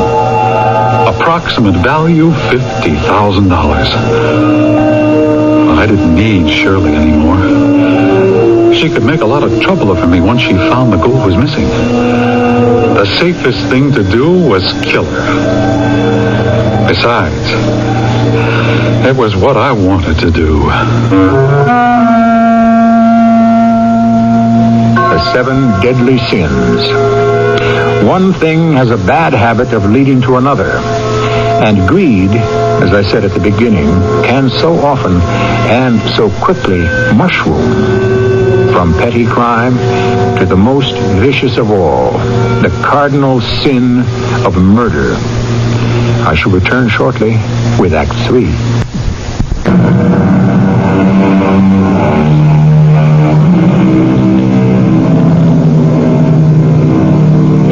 For hours since he got back to his apartment, Randy Garfield has been sitting staring at the pile of gold coins on the table in front of him, mesmerized.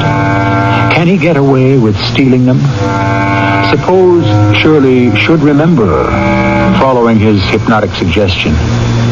Even if she doesn't, the next time she goes into her deposit box, she'll find the gold coins missing. Could he bluff it out? No way. But only he and Shirley know of this secret cache. If she were dead, he'd be safe and rich. The harsh jangle of the telephone shocks him out of his trance. He doesn't know it yet, but this call will make up his mind. Yes?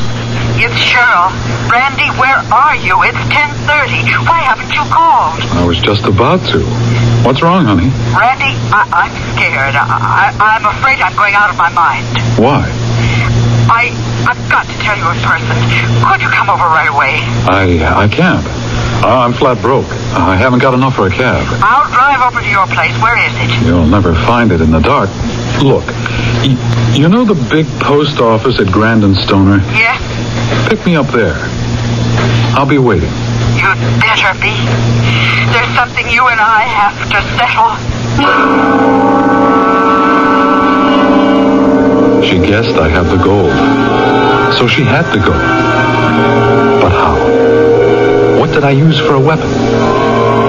Getting up from the table, the long chain holding my bank keys snagged on the corner. I unhooked the chain from my belt, started to toss it aside, and stopped. Oh, it was ready-made for my purpose. I stuffed it in my jacket pocket and left for the post office. So far, no one had seen Cheryl around my place, or me around hers. And I meant to keep it that way.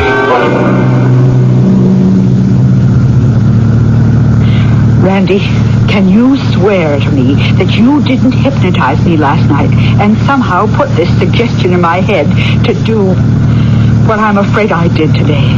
Come on, who am I, Svengali? Have a heart, Cheryl. No, you have a heart. Oh, Randy, if it's money, you can have anything you ask. Just marry me first. I want some kind of leash on you so you can't run. Well, I don't want to be on a leash. Those are my terms. Where are we stopping? Where are we now? It's the parking lot in back of my apartment. Are you coming up with me? No. If you walk out on me, you'll walk home. Only you won't walk out on me. How do you know I won't? Because I've gotten to know you pretty well. I'm still not sure how you did it, but I know you're lying. And that when I open up my box with an officer of the bank tomorrow morning, the gold won't be there. You'll either return it to me and promise to become Mr. Shirley Cooper, or I'll prosecute. Think it over. Cheryl, wait a minute. What for? Don't turn around. I'll show you. I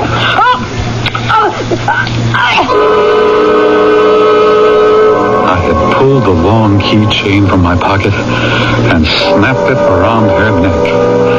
The parking lot was deserted.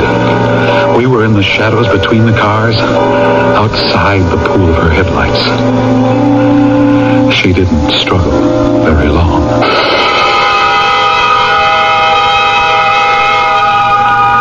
Morning, Mr. Banks.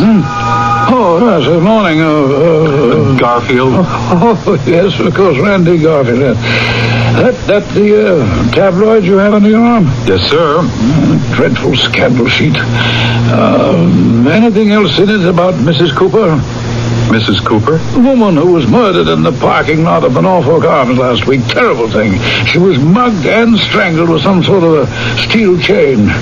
Oh, you mean the dog walker murderer? The what? Well, there was a headline like that in the papers. Something about maybe a dog's leash had been used.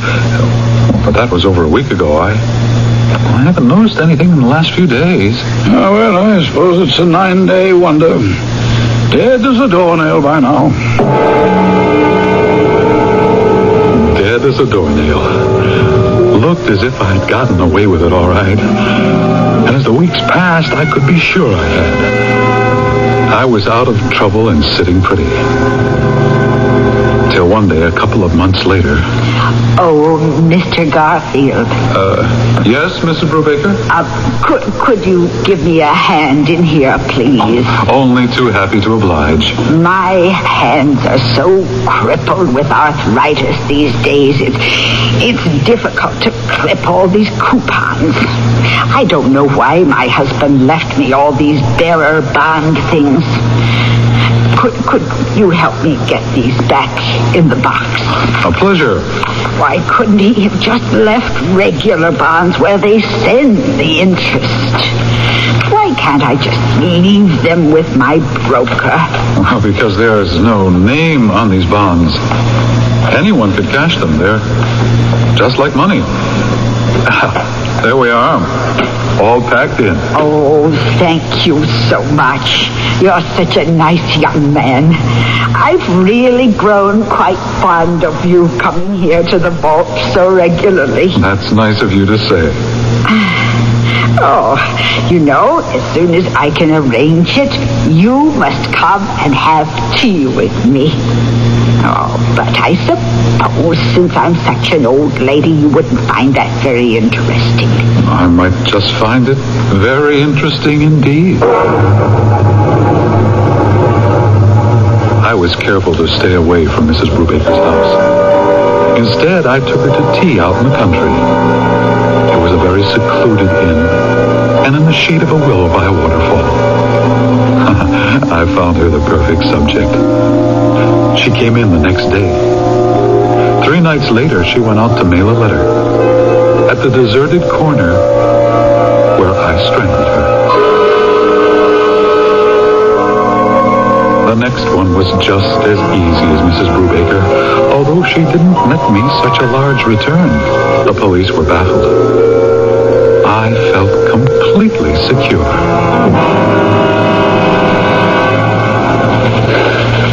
Yeah, what is it, Sergeant Rollins? I think we just got the big break on the dog walker file, Lieutenant Cassidy. It's about time. 5 of them. And that creep's still walking around somewhere. What do you got there, Rollins? Well, this morning, while you were out, I took a call from a lawyer who represents the heirs of one of the women, a Mrs. Jensen. Oh, that was the one before the last. Right. Well, it seems her son is claiming that he knows his mother had bearer bonds and cash stashed away in her safe deposit box. So what does he think? We heisted him? No, but he's sure somebody ripped them off. That's impossible. Nobody else had a key to her box or in any of the cases. That checks out routine. Maybe too routine, Lieutenant. Maybe that's why no one caught what I missed myself till I went through the file again. The dead ladies all kept their safe deposit boxes at the same bank. You sure? It's right here in the files. Let me see that, Barbara. See, I also ran a quick check on the lawyers and the heirs of the other victims, and all of them have a hunch the boxes were plundered. Mm-hmm. But only of valuables that can't be traced. Yes. Gold, bearer bonds, cash, diamonds, and so on. Well, there's only one clerk in the safe deposit vault. His name is Randy Garfield. You want me to pick him up for questioning? No, we got no case. So far, it's all hunch. No real leads, just speculation. He's not tied into any of the dead dames, and how the Sam Hill could he get into those boxes to rifle them? Oh, then you don't think he's the perpetrator? I repeat, it's all a hunch.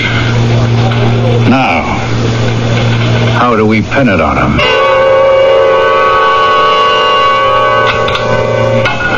Good afternoon. Am I too late to rent a safe deposit box? Well, it's just about closing time, but I guess you made it under the wire. Won't you sit down, Mrs. Miss Rollins. Barbara. And you are... Mr. Garfield. What size box did you have in mind, Miss Rollins? Well, something big enough to hold what's in my briefcase. Oh, dear. How stupid of me. I hit the catch on the desk. Don't worry. It's only money. I'll pick it up for you. Oh, but it's so much money. It must look as if I'd robbed a bank or something. Did you? Oh, no. That's all right. I was only kidding. Well, it's my money. Really it is. I just cashed in all my stocks. It was too good to pass up. I'd meant to lay off, but I couldn't miss this one. So after he conned you into having a couple of drinks at this out-of-the-way bar, he actually hypnotized you, Barbara, right in the bar? I let on that he did. I'm telling you, I had to put up some fight. I mean, it's creepy. The guy's got these eyes. Well, never mind that. The thing is, he thinks he's planted this post-hypnotic suggestion and you'll go through with it tomorrow. Well, he's convinced I'll walk into the bank, leave the money in the wastebasket for him, and walk out without ever remembering I've been there. Just like he must have worked it out with all those other women he stiffed. You sure he didn't suspect that you're a cop? No, he's too sure of himself. I don't know if we should give him any more rope. Well, he hasn't hung himself yet. You want to meet him for dinner where he said and risk that walk home through the park? I mean, we'll cover you, but it's risky. It takes time to strangle someone.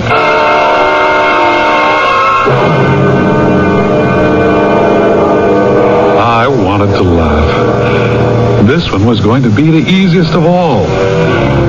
We were walking along the main promenade in the park. No one ahead, and with a quick glance, no one behind. It's lovely in the moonlight.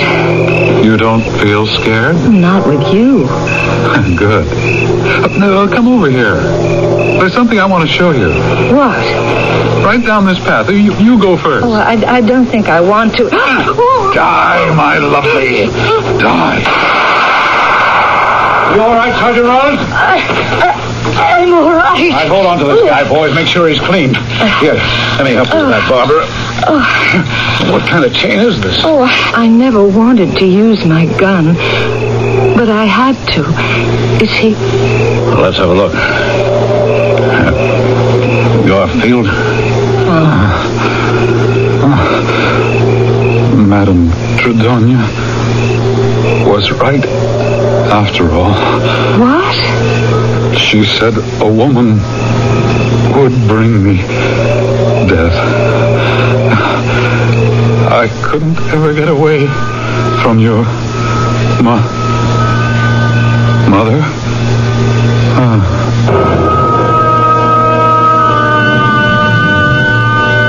It all began with an old gypsy lady peering into a crystal ball and ended with a prophecy come true. Greed was not the only thing that drove Randy Garfield to his death. A death that he met at the hands of a woman. But was it Sergeant Barbara Rollins' hands or those of his long-dead mother? I shall return shortly.